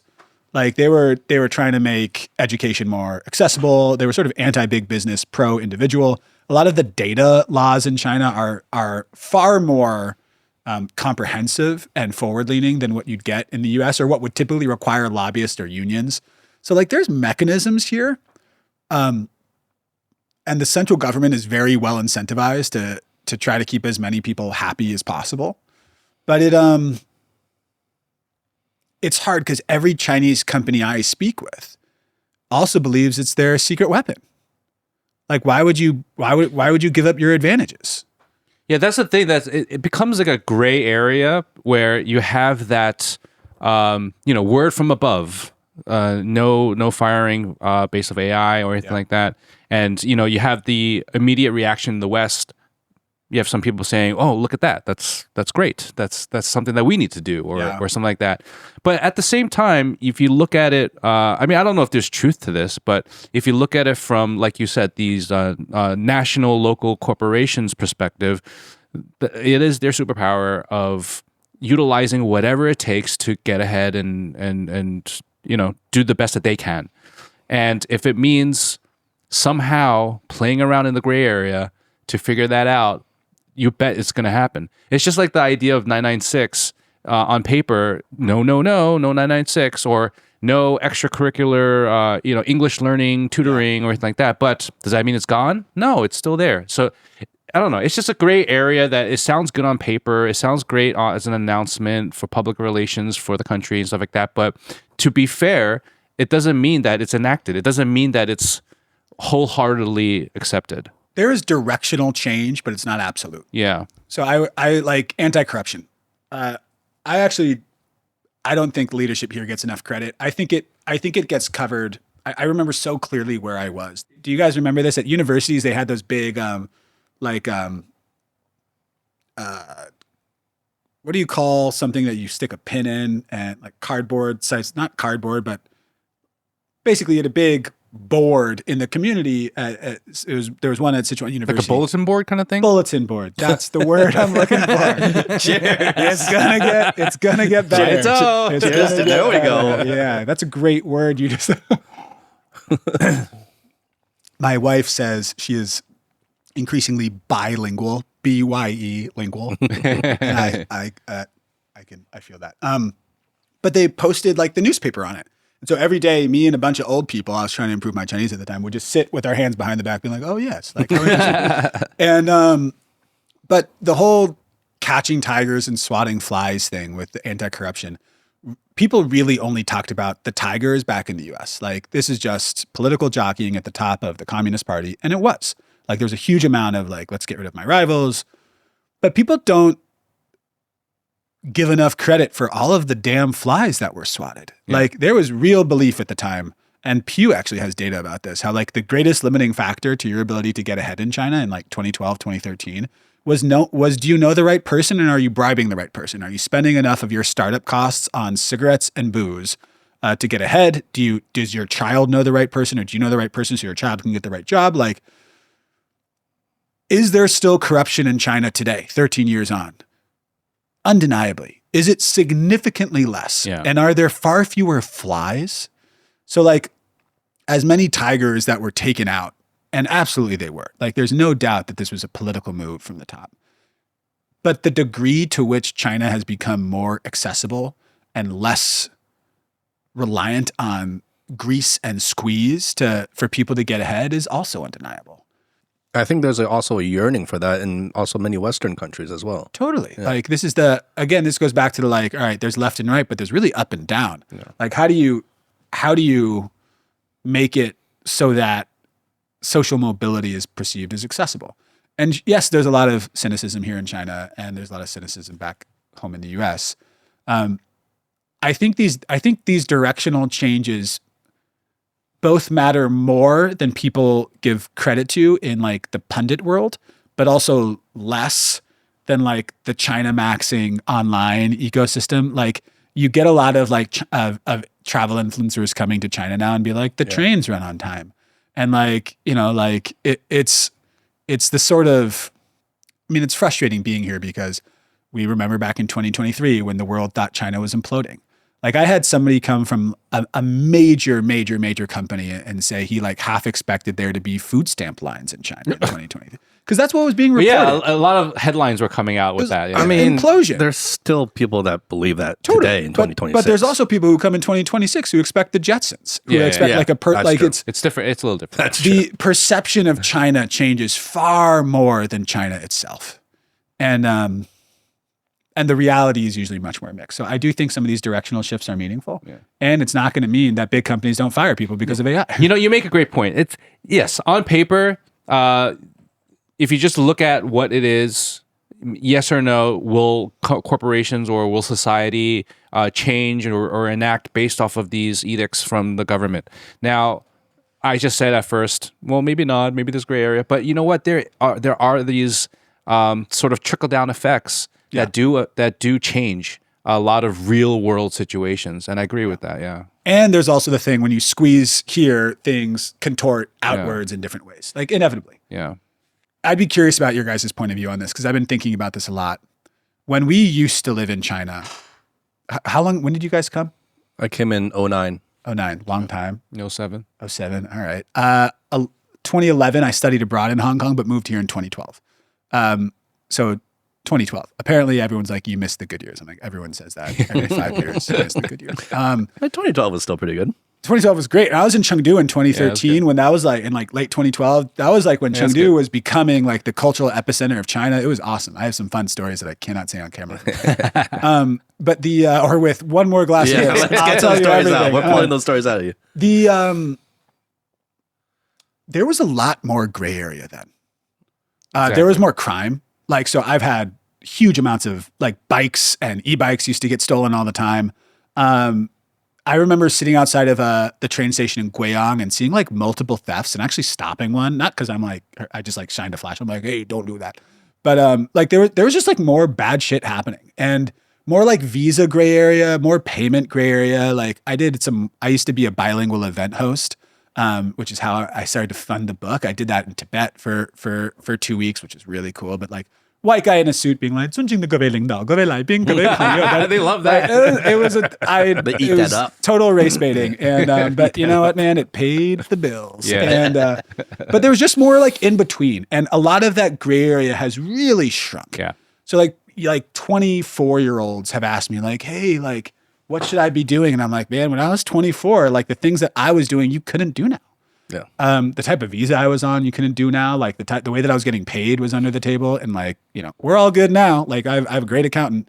But like it's the And just being a foreigner back then, you can get away with so much more. and everyone could. Yeah. Like it, but certainly as a foreigner, there was also just more scarcity around foreigners. So like I feel like sort of the last of the self-taught Mandarin learners. I feel sort of like there was like if you bought paper globally around 2012 and 2013 from one or two factories in Suzhou, you probably saw my face on the front of the pamphlets. Because there was this like foreigner work where they put me in a suit. I was 23. I did not look like an executive, but they put me in a suit, and I like was like, oh yes, this plan looks great, and they took pictures of it, and that was their pamphlets. Like that sort of China is gone. It's gone. But also the gray area of like, hey, like if you know the right guy, or I mean, it still exists to a certain degree, but like, I know someone who was running like a visa. I call it a racket now because I know what happened. But at the time, it was like, yeah, like, hey, for this fee, you can get this sort of visa, and people would go to Hong Kong and get it and come back. In 2016, that person got arrested and put in jail in China. So like that was the gray area getting smaller and smaller. It really does feel like it's been a major shift in the last decade. You know, another anecdote that I was telling Justin right before you came, I recently did a pitch for a local Chinese huge brand, and the protocol for that pitch was so intricate to protect against any type of... Make sure this wasn't like a cigarettes and booze contract. So first of all, like when we went in, like my whole team and everybody, like they don't know who we are. We cannot say our name. All the documents cannot have any of the brand, the company name on it. We have a very allocated time limit, page limit, cameras recording with other procurement and other teams watching to make sure that there's no hidden communication in between. Wow. And then only afterwards that they like turn off the camera, they were like, yo, who are you guys again? Just can you just tell us, please? Like, we just want to know, So yeah, there's a lot of protections and protocols to make sure that it's a fair pitch to all the teams coming in. I never had to do that for any of the global brands, world. But the reason why that exists is because there was a problem, or maybe is a problem, and that these Chinese companies are taking steps to curb it for their own good, I think. And these protocols that if I tell this to a person in America, my friend in America, but they're like, what? That's crazy. It's because they've never lived in a corrupt society. Like it's such an interesting, and I say that so straightforward because that's what it was. Like it was, we do more work in India now, and we've had really interesting conversations around to what degree is somebody's functional expertise translatable from India to China to the US to Mexico. And China has switched because it used to be that if you were trying to get a shipping container that was stuck in port out of limbo, your best functional skill was you being the cousin of the guy who worked at the port. Yeah. Like it was like, that's how you got the job. It's like, oh, I do government relations. Like you're related to that guy. Or like, the person who was winning contracts to pour concrete on the Jiangsu highways knew a guy. And there's interesting research about how a certain level of corruption is actually useful for economic development up to a certain per capita GDP level. And I think it's like $3,000. I've had these conversations with folks in India recently because like if you look at like UP, if you look at some of the provinces that have been most successful, they're the most corrupt. Not always, but often.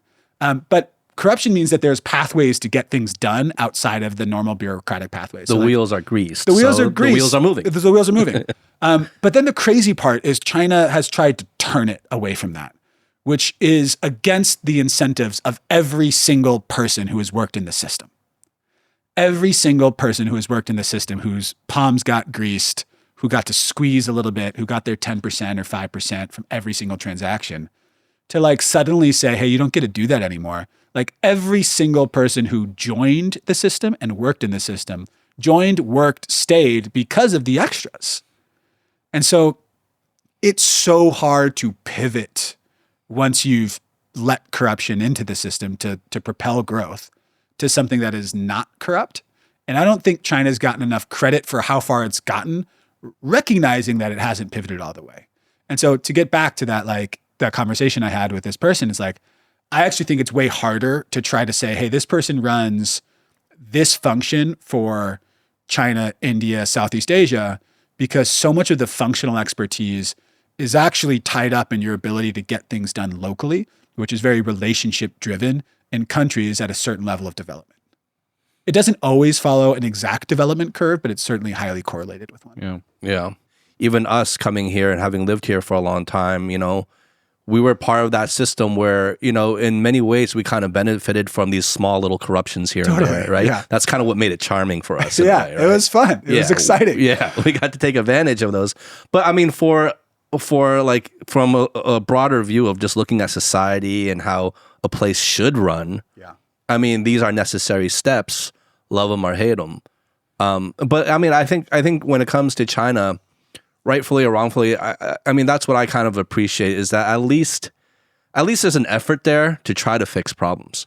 They're not always perfect, right? There's mistakes made along the way, and some you might not agree with.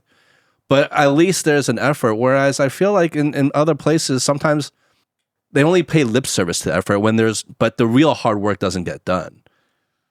It's so hard to go against the incentives of every single person in the system. Yeah. Like it's really a crazy thing. Like this idea that you're just going to end corruption, and then like the amount of party members who, again, joined the party, took their job because of the perks, and so to try to do that and then survive it, politically, because it's like career suicide to even try. Right? It's like if you were to tell everyone in your office that like the free snacks, the free lunch, the healthcare, the child support, and like the free education for your kids, like, you know what, that's actually drawing from our profit line. And it's not good because we'd reinvesting those extra profits into our growth. We should eliminate those perks. People would be like, hey, we should fucking get rid of Justin. Like we should get rid of that guy. That guy sucks. Yeah. We'll kill him in his sleep. Yeah. Like he's gone. It's remarkable. And, again, I don't want to do too much China glazing here because there's a lot of issues, and there's a lot of issues that we all live with and have gotten used to. But the sort of, we talked about branding before, and I said how China's soft power is its weakest rather than its strongest element. We get so caught up on the word communism, and it confuses so much more than it clarifies. Like you watch the U.S. news, Or for them, it's the defining element of China and nothing else. It's the sort of Marvel comic view of the world. There's good, there's bad. But China as like a communist system is incredibly confusing because it's in many ways the most successful deployment of capital in modern economics. And in many ways with the competition amongst businesses, the most competitive, cutthroat capitalist system in the world. And truthfully, the social safety net ain't that good when you compare it to Northern Europe, like and even the US in a lot of cases. Like it's not communist in the way that people like it doesn't survive a lot of the interrogation that we would at least associate with that stereotype. So in certain areas, I always feel, I mean, I'm sure you guys do this with people back home, like when the arguments are so negative on China, I'm like, okay, I push on the other side because it's like, hey, it's not that bad. But then there's these times where people get really like utopian, like, wow, everything is awesome, like everything works. And I'm like, Calm down a little bit. Yo, you haven't been in those bus lines or exactly. Like it's not, the reality is complex. It's difficult to be someone who tries to comment on it with fairness because in order to be fair, you're sort of trying to counterbalance whatever the prevailing argument is. But that argument seems to change so much. And Trump has been so good for pro-China conversation that like, I feel what I'm trying to do now is actually try to like, hey, slow down. Like it's not everything's as nice as you thought, but it's also not as bad as you thought, like compared to 2023. So what do you think the most important conversation between let's say America and China right now? Because one thing I do remember you saying that you wanted to go into a little bit was AI. Yeah. So is that something that is a little bit more on top of mind for you, or? Totally. So me and Chang Che, who's a great writer, has written for the New Yorker, New York Times. We pitched an op-ed to the Times, very specifically how about this question of like the future of work and the promise of opportunity for the next generation ought to be addressed.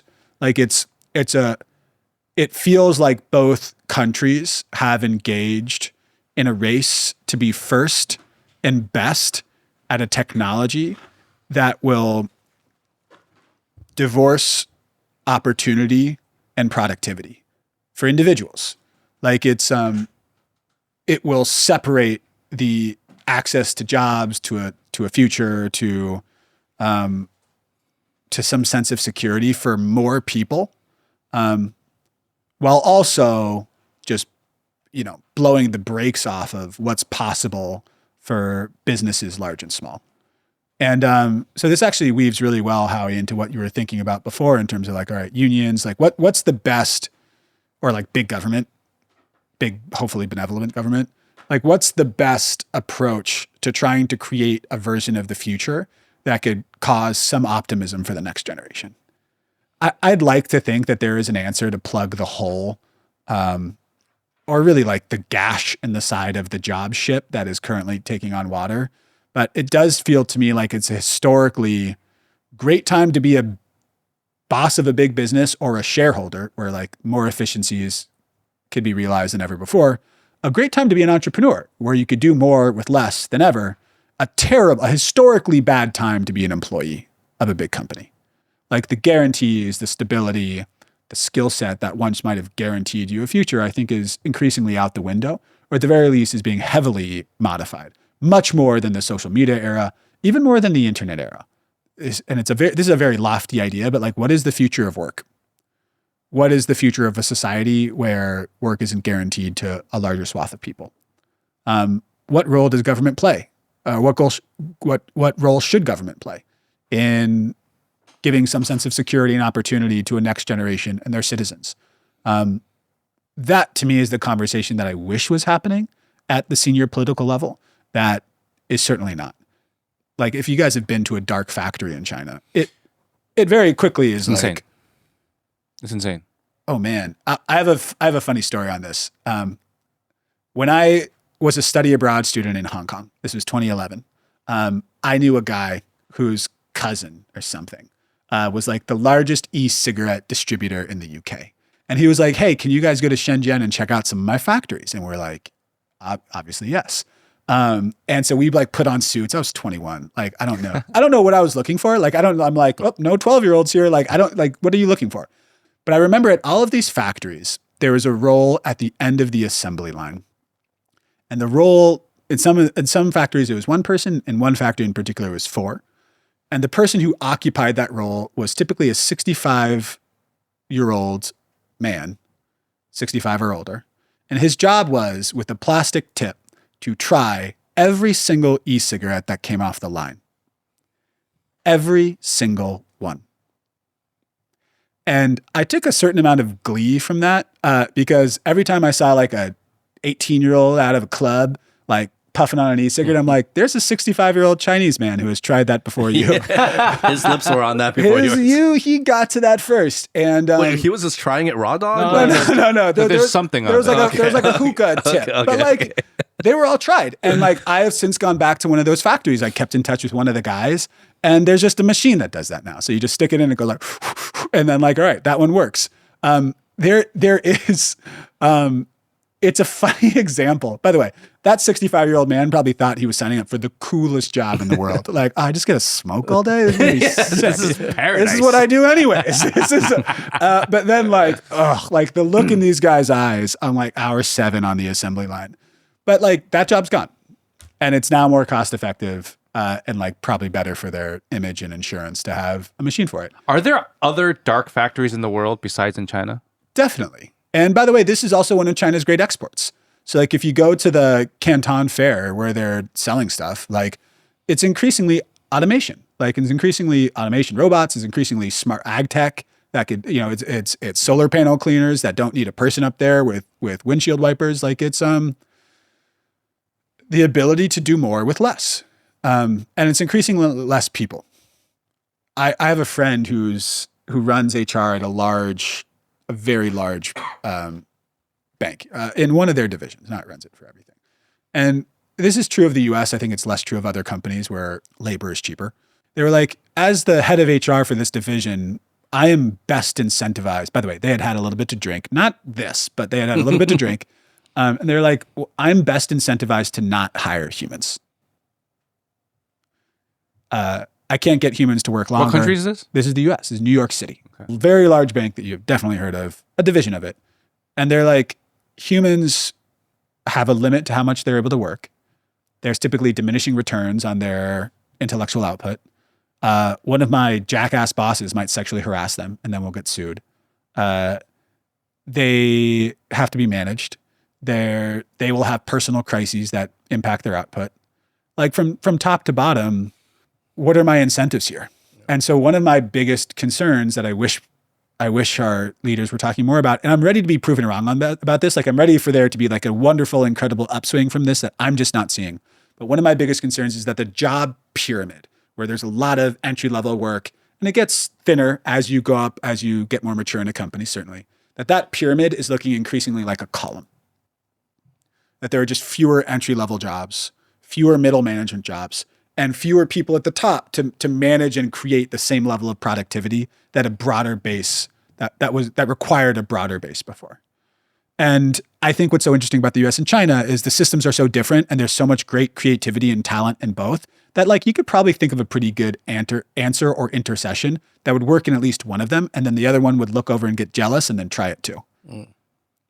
So like as the two largest economies that are about 40% of the global economy, that have, so of the global Fortune 500 represent more than 50%, if I'm remembering this right. They have more than half of the world's nuclear arsenal. We increasingly live in a global economy of 2. That doesn't win a lot of friends when you say that elsewhere, but it's a reality. Like China is no longer looking like it's going to surpass the US, but it's still larger than the 3rd, 4th, 5th, and 6th combined. Yeah. We live in a global economy of 2. And so like if these two countries figure it out, that will trickle down in a really positive way. Yeah, so I think about this in terms of we're still early days with this. You have these numbers coming out about, you know, two sides of the story. One side saying, oh, the numbers are not going down, you know, hiring is up, if anything. And then you have the other side is like, well, if you actually look at the hiring like methods and processes, that something's not working with the numbers, right? So you have a lot of different angles of the... They're not getting decimated yet. Yeah. But something's happening, just not sure. There's also the angle of people are getting rid of human labor for automated agents, but then realizing that the agents are not good enough yet, so they're kind of going back to the hiring. And so it's, I don't know, it's still early days for me. And the other thing that I wanted to bring up was the mentality towards AI is just different in terms of between China and America.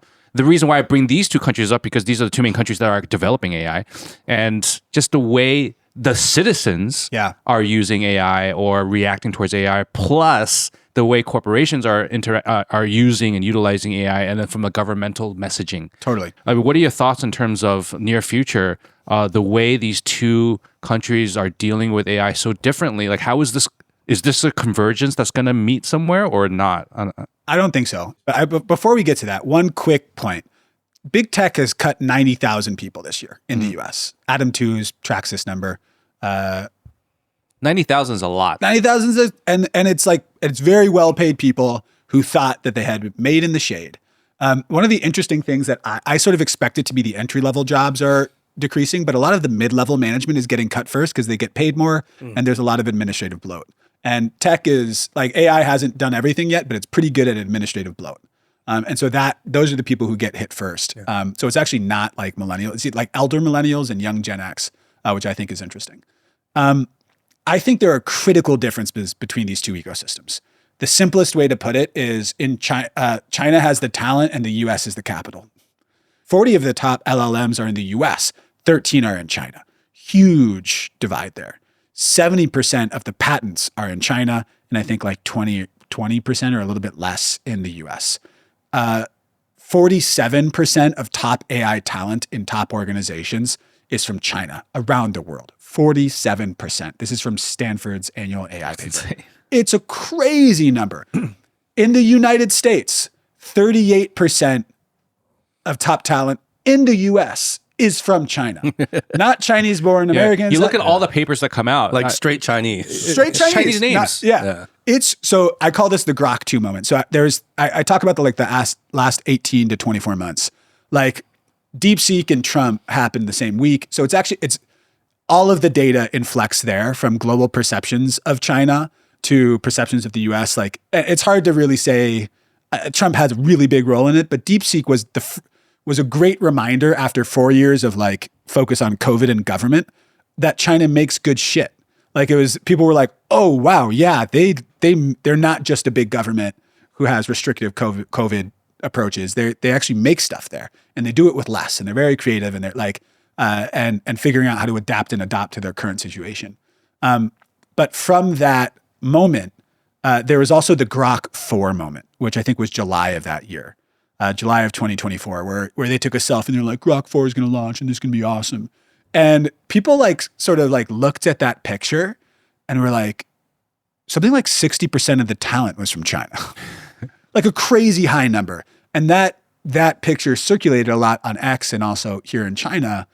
And this arcs back to that question that we had talked about before, which is China as an ecosystem. China is a talent center. So much of the AI talent is here. The best job opportunities are in the US. So I did an interview with the Wall Street Journal recently about the like Tsinghua is increasingly prestigious and is coming up in all the rankings. Like, are people from the computer science in Tsinghua just looking for domestic jobs? And what he wanted me to say was like, yes, like there's so many great opportunities here. And I had to be like, man, if you had an offer from Meta at that number, people are still choosing the US. That 38% number is huge. Do you think anything we talked about before influences that? Like one is like kind of brand prestige. Brand prestige plays a role. And then number two is like kind of work culture. Like if you can work in an American company versus a Chinese company. So yes, but the thing is that people don't like living in America. This is like this really interesting wrinkle. Like if you were to ask, if the numbers were, so this is the way you test this. If the numbers were the same, if the Meta deal and the Tencent deal had identical numbers, $1 bajillion, because that's what it feels like to us normies when we look at these. Like every time I see one of these like stories, I'm just like, Jesus. Like how many zeros are there? Good Lord, there must be an error here. But if the numbers were the same, which they would choose, I think they'd choose Tencent. And it's something that people underappreciate, which is that people like to live close to home. They like to be able to operate in their own language. Yeah. They feel most empowered and powerful when they can do that. They like to eat the food. The amount of times that like, so I early in my career, I did work with the Next Billion User team at Google. Talking with that team who had been recruited from Gojek in Indonesia or like major startups throughout Southeast Asia, most of them just seemed bored. Like they missed the energy, the vibe. You know, like a Taiwanese night market, you cannot get in Mountain View. We talked about the USL before, like the amount of people who are starting families and thought about like their access to help and their access to like the education that's familiar with them. Like most people grossly underestimate how nice it is to play for the home team and be on home court. And so the era of brand halo for US companies, both as a consumer marketplace here, but also as a hiring market, I think is pretty greatly depleted. I do think that actually from a hiring point of view, there is probably a greater brand halo around foreign companies. And we see that here in China when we work with foreign companies who are hiring here versus a Tencent. Like the quality of life and the dignity of an employee is still significantly higher in a global company. I actually think it's a major advantage that global companies have compared with Chinese companies. So I still think there'd be a little bit of an edge, but it's counterbalanced by language, proximity to family, comfort in your own culture and country, food. You got to put this up there because we just hear it so much. Creature comforts. Creature comforts, man. Yeah, like it's not everyone's freaks like us who like to live abroad for our whole lives. And also just when you speak to a foreigner and you say, oh, they work for Apple or they work for Google, there's a certain type of prestige or level of like, oh, cool. That sounds like a good gig. Yeah. You know? Totally.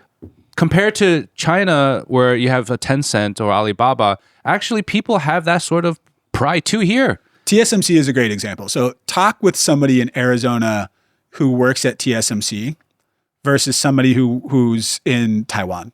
And you say you work at TSMC if you're in Taiwan, and it's like, it's like saying you work at Apple in the US. It's like that and Eric's not here, so He's breathing in heavily right now with pride. Somewhere. His chest is swelling. But it's true. It's like and Google, by the way, Google for me is a great example of one. And by the way, everyone I meet at Google is like painfully nice and happy. And I'm like, what is in the water there? Like it's a little eerie. Apple too, although I just meet fewer people from Apple. But hey, my email will put in you guys are welcome to ask me to hang out whenever. The brand prestige of someone who works at TSMC in Taiwan versus they go to Arizona and no one knows who they are. And then they have to struggle with someone who they don't speak the local language. And then there's like the Asian American stereotypes, which they're navigating, which of course don't exist in Taiwan. And then there's things, this is less true for TSMC, but if you're Chinese at Apple in the US or Google or any major tech company, like they call it the bamboo ceiling. Like, oh, this person's a great analyst, but not necessarily a good manager. Like it's these stereotypes about some based in truth, and there are language considerations that are embedded in that. But like there are biases that people perceive as limiting their ability to advance in these companies. Those biases don't exist at a Tencent. Now you are judged by a different set, which is how many hours did you put in. So there's pros and cons, but the dollar signs though, dollar goes a long way. Yeah, it transcends culture. Raising money, if you ask any company in China, where, like all things being equal, where would you like to raise money? Everyone would say the US, because the capital markets there are so active, private capital markets, and government hardly plays a role. There is government funding for things, and I know people who are in military tech now who are having the best time of their lives because Trump posture means there's a lot of funding for some of that technology. But a lot of this is privately funded. If you look at major companies in China, especially these last 5 years, there's been a drought of capital. It's a major advantage that the US has. I don't think I appreciated this until recently, and particularly talking with people who are actually building the companies, they'd be like, man, what I would give to be like a mediocre founder in the US who could just put AI on their deck and then go parade around, do the VC tour. Like I have to like fight tooth and nail to get even a tenth of the money that they are. And it's a bit of an adaptation. I was talking with an executive from a top tech company. They're like, man, these Chinese companies seem to make so much more with less. It's like the DeepSeek thing. And I'm like, it's because they have no choice. No one would choose to make more with less if they had access to more. Yeah. They'd rather make more with more. Yeah. But they have to. And it's because many of them are starved for capital and rich in competition. And so to survive, make more with less and do it faster. But doesn't that drive innovation is necessity? Totally. But again, it goes back to that question of like, which would you prefer? No one would prefer the Chinese system, but they're stuck with it. And I often think you guys read the book Dune, not the movie. Do you guys read the book Dune? No. Did you watch the movie Dune? Yes. All right. Okay. So Dune, the book, was one of like the formative. It's the only tattoo I've ever considered getting was an Atreides crest. And I'm my gamer tag back in the day was like, I think Atreides 925, if I'm remembering this right. Like, and I'm so glad I didn't, because then I would be like, oh, you like Timothée Chalamet? I'm like, no. But there's the there's Arrakis, which is the desert planet, and then there's Secula Secundus or something. I'm forgetting what the name of like the prison. Secunda. Seculunda. Something in there. So, yes. Yeah, Harkonnen. Like that's where they train like the warriors, the emperors, like the most feared fighting force in the world. And then Arrakis, of course, obviously does that as well for the Fremen. And I think of that for China a little bit. It's like, yeah, man, these people are out in the desert. They're doing more with less. They have to become like the fiercest fighting force in the world. I love that Chinese are the Fremen. Yes. I mean, they don't, no one wants to have to develop that way. I love that. But like you unleash that on the world and it's tough, kind of true. I feel like it's But then the question is, once you tame the desert, like once you get a little bit more capital, once situation is a little bit softer, once you don't have to fight tooth and nail, will you still keep your advantages? And I actually do, this arcs back really cleanly to what we were talking about. I do think that's sort of like the crisis that a lot of these Chinese companies going global are in. It's like, how do we keep that cutthroat mentality that allowed us to become who we are while also living better, while also being happier people? Happiness is a totally admirable goal. If not happiness, certainly satisfaction. And there's some relationship between the two. And is it possible to have both? Because I think like the hard-nosed version of success is the one that China knows. And then like the more luxurious version where you could sort of have, the house in the Hamptons or whatever. I don't know what it looks like in the US. Like when you could somehow have both at once. I think many people in China think I'd have to give up what got us here in order to appreciate that. Well, I think history will tell us that it's not possible to have both.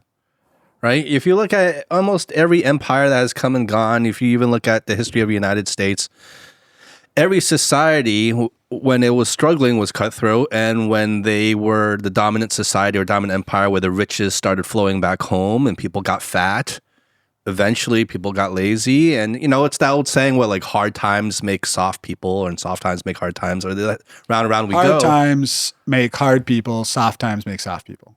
No. It's a three step. No. Hard times make hard people. Hard people make soft times. Soft times make soft people. Bang. Soft people make hard times. Hard times make hard. And round and round we go. Yeah. But it's just like you can take going back to manufacturing example. When U.S. they were manufacturing. Now they get richer. Less people, and this is happening in China now, where young people don't want to work in factories anymore, obviously. But that happened in America too, where America was manufacturing a lot of things back in the day. No one wants that job anymore. People get richer. The middle class starts growing. People get used to better and better creature comforts. And you get kind of bloated in which you can't have, you lose that cutthroat mentality. I think if we look historically, at any society, I think they all kind of go through some similar pattern of that or some version of that. I think this is where I like really have to give my credit to the US because the US continues to be competitive. Mm-hmm. And like it's easy to do the end is nigh, just like it's easy to do the whole end is nigh in China. Like typically people think that the opposite stance is to say the end is nigh in the US, but like you've got to respect and appreciate how much the U.S. has been able to do, kind of in spite of itself in some ways, and certainly in spite of its wealth. I think certainly in spite of its current leadership, but that's my own politics. By the way, and I actually think Chumps. Woo. Slip of the tongue. Sorry, internet. Trump's China policies have not been all bad. Like I think there's some good stuff there. Like I'm not like this. I know I'm from the Berkeley area, but I'm not like everything is bad. He's the demon. I'm not that way at all, even though I know a lot of people around me who are.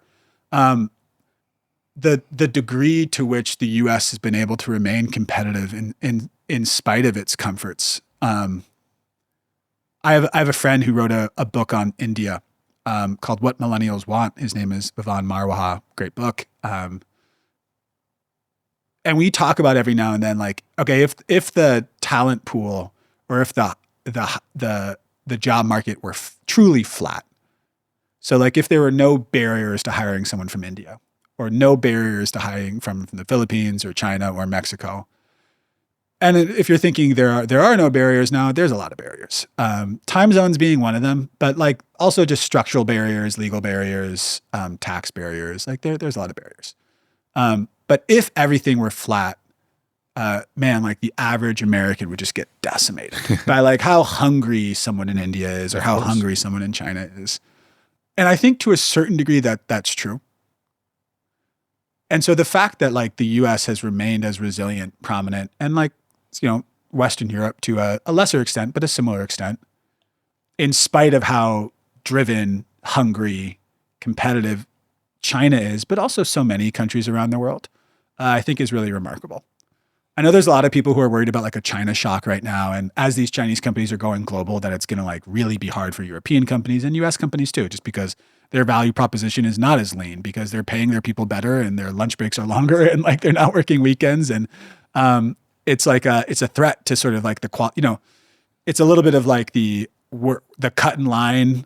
Like people don't want the cut and line attitude in their country. Yeah.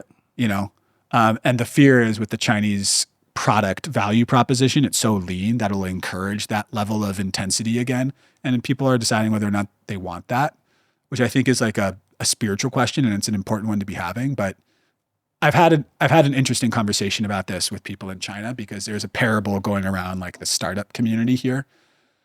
And it's the parable of like the fisher and the two fisher friends. So it's like the businessman and the fisher. Yeah. And I think it's these two guys come from like a fishing village, and one of them remains in the fishing village and he raises his family there. And the other one like goes to the big city and he's competitive in high school. He competes and gets into that college and gets the master's degree and gets the grueling job and has a family but misses soccer practice, working. And by the time he's ready to retire, he's like, I finally have done it. I could finally afford to have a home in a fishing village and fish. And his friend back home has just fished his whole life.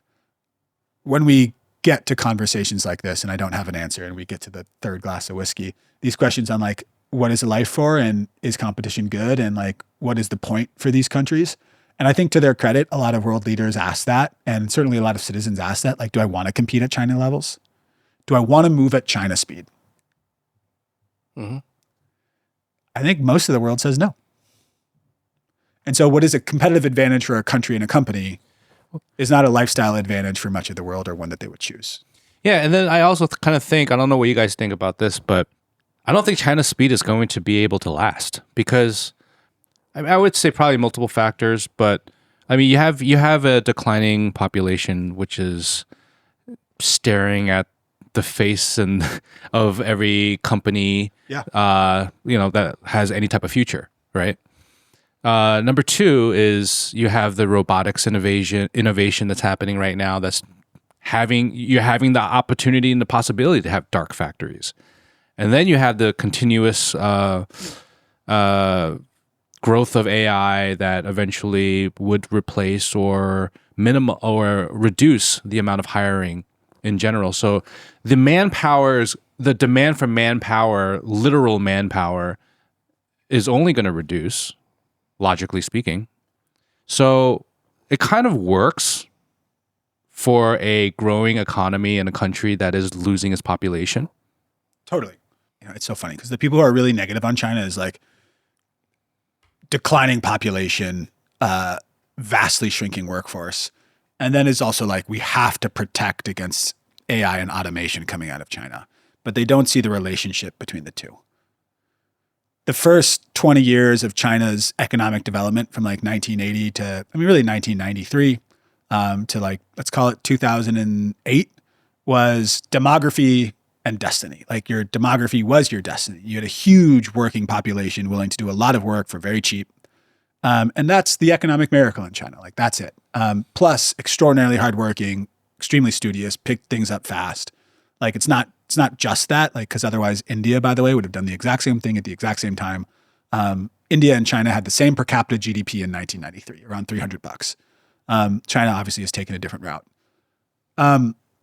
Now the goal in China is to detach their destiny from their demography. And AI and automation are sort of the antidotes for that, theoretically. Like remain the same or retain the same productivity growth with fewer people. How do you do that? Well, you need better tools. AI and automation are sort of the answer to that.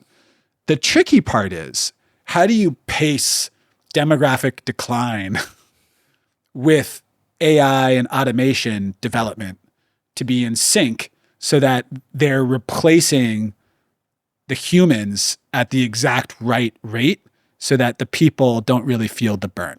Because it's a race to win AI and automation. So like I actually think AI and automation are going to outpace demographic decline. So like I said before, what do I wish governments were talking about? Like, I think there has to be a conversation now about what does universal basic income look like? And are we going to do that? Or what are programs to reskill people at pace with the pace of technology? And what age are those people who are being reskilled? And is education, the way we currently administer it, useful in the modern economy? Yeah. And the problem is the pace of policy never keeps up with the pace of innovation. Yep. And I think we all really realized that when Zuck first got called in front of Congress and someone was like, all right, when I put out like a friend request, like what's really happening there? I don't really necessarily like this. Like, it was like this crazy, like, oh my, you guys don't know how the internet works.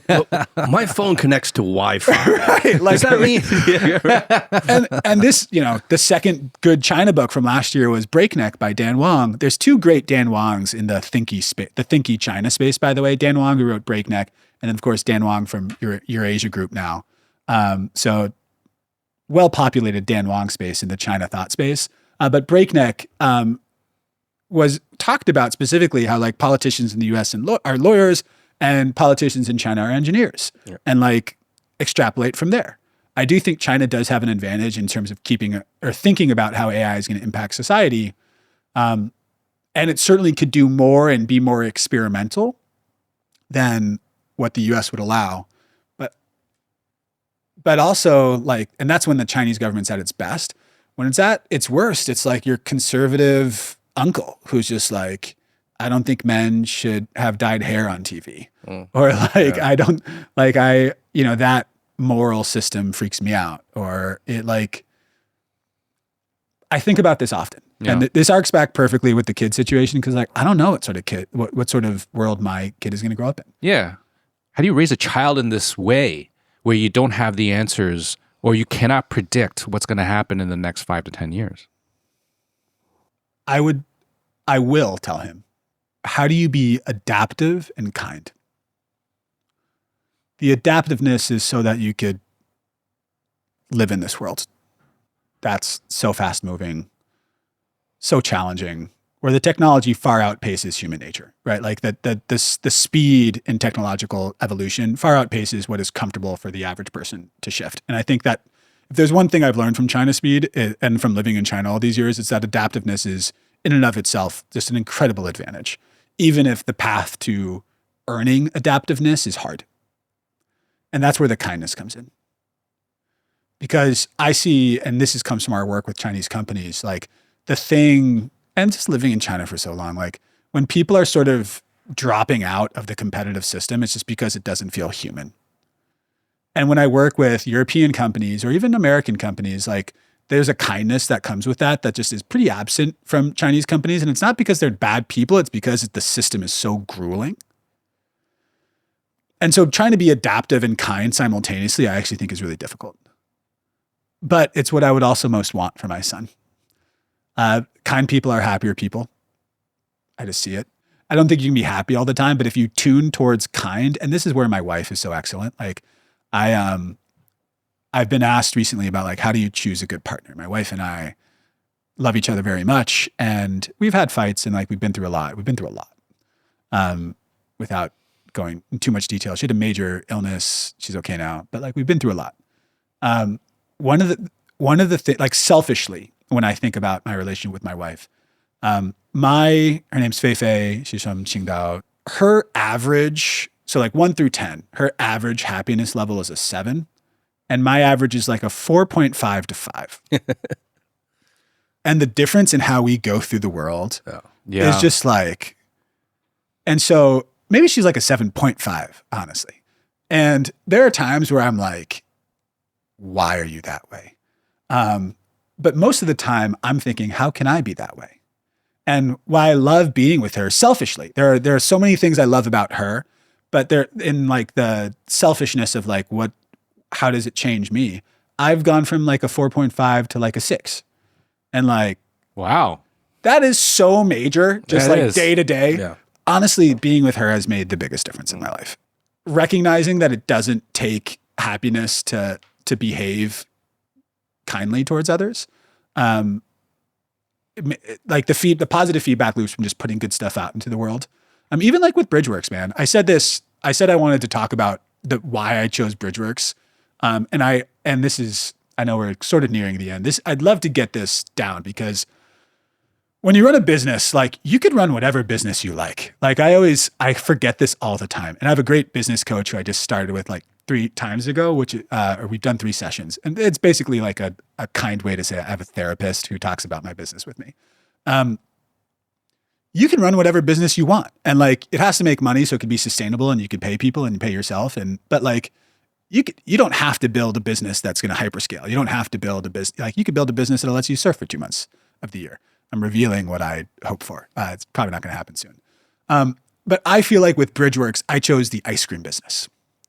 And this goes back to a story. So I studied abroad at the University of Hong Kong. And at the base of HKU, there was an ice cream shop. I don't think it's there anymore. That we would go to a lot. It's on the peak. It's like the best real estate. HKU is the best real estate in Hong Kong. It's incredible. And we'd go to this ice cream shop, and during the day when you'd go there, there'd just be like normal ice cream people at the cashier. Like, what is it? Like college students or whatever. Like, it's just a job. But if you go at night, there was a dude in a pinstripe suit with slicked back hair who did not look like he belonged at an ice cream shop. He looked like he belonged at Morgan Stanley or Like Goldman on Sachs. Wall Street. Looked like a Wall Street guy. And after like a Like few suspenders. yeah, I was like, okay, this is like, I'm like, is this like a thematic ice cream shop? Because now in China, like, it's like, oh yeah, these people have a costume and like, this is what they wear to work. And like, that's the theme of the ice cream shop. Not the case in 2011 in Hong Kong. And one day I asked him like, hey, guy, like what's What's your deal? What's the deal? Like, why you don't look like you look out of place? And he said, during the day, I run distressed debt at a large bank. Wow. And he had also tragically lost his wife and daughter in a car accident, if I'm remembering this right. And he said, through my work and in my personal life, I interact with people during the worst part of their day. And I wanted to be a part of the best part of someone's day.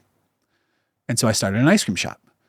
And so back in 2021, when I was like, okay, there's these rooms where we're talking about war, and then there's these others where we're talking about collaboration, and like, this is the choose happiness or like even choose kindness side of things. Like, I did not like being in the room with those generals. Some of the, like, I've met people in the US military who are phenomenal people. So I don't want to like throw everyone under the bus here, but it was just like the posturing and like the anger and like the Chinese Communist Party. Like, it was just so like walls, not bridges. And so when I got to be in this other world, who, to be fair, for economic gain, were seeking to collaborate together, but they were still seeking to collaborate together. And I'm like, hey man, how do I be more rooms like that? So for my son, adapt a lot, be able to think for yourself, and choose kindness when things are tough. Because I don't think humans like the amount of change that will become more and more regular and is already becoming more and more regular. So even if he's extraordinarily adaptive, I think that the pace of change continues to telescope in. The pace of innovation continues to telescope in. It's just going to be more, it's going to be denser, it's going to be more intense. But so if you have a kid, it's like, It's more than that. You have a kid, it feels like you have nowhere to run. yeah, You can't just go in the bunker somewhere. And so it goes back full circle to this idea of stakes. You just feel more exposed when you have a kid, I feel. yeah. And so you have to find a way to, I think, be more adaptable. You're talking about be kind and build bridges. Like, that's like through it is the only way out of it, right? It's almost cheesy to say like in an AI world, be more human. But truthfully, you're not going to be more robot than it. So like I do say with my team, it's like, hey, like we all need to like put on our Iron Man suits here. Like, it allows you to amplify your human experience and like what you're able to do by being technologically enabled. But what really is going to distinguish us as a small business is our ability to make exceptional the human experience of global collaboration.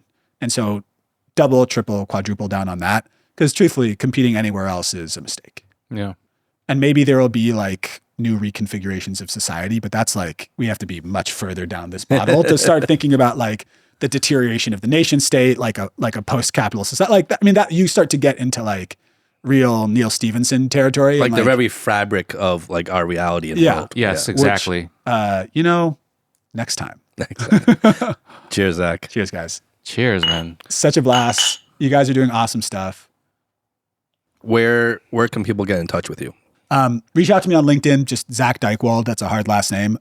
It'll be in the show notes. Yeah, we'll write it out. It'll be in the title of the episode. I'm going to be writing more. Like, I have some writing coming out. And I'm trying to figure out how to like, honestly, it's like why you guys are so inspiring. I'm trying to figure out how to do content in a way that feels true to me, that doesn't feel like I'm like pandering. Yeah, or not being myself, but also am able to like make the impact that I hope to make. But certainly LinkedIn in the near term. And email. Like I'm Zak at bridgeworksglobal.com. Pretty easy to find. Great. Easy to find. Thanks, guys. Cheers once Thank again, you, man. Zach. Yeah. Cheers. Always a pleasure talking to you. Always a pleasure. You always dropping some bombs. Doing my best. I think you dropped the biggest one about like removing civil rights from folks who don't have kids. That's the headline. Like I want to be clear that I did not fully endorse this. Zach is not endorsing my belief. He does.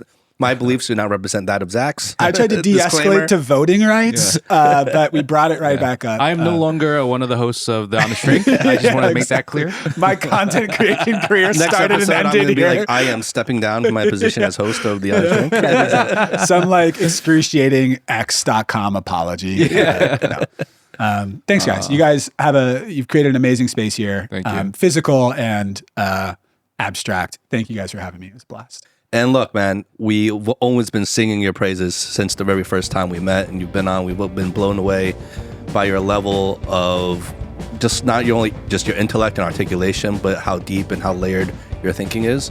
Thanks, and guys. we really appreciate all the work you're doing, man. Thank you. Thank you. Thank you. All right, so I'm Justin. And I'm Howie.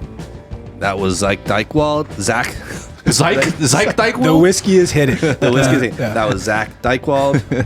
All right, guys, be good, be well, peace. There is a sad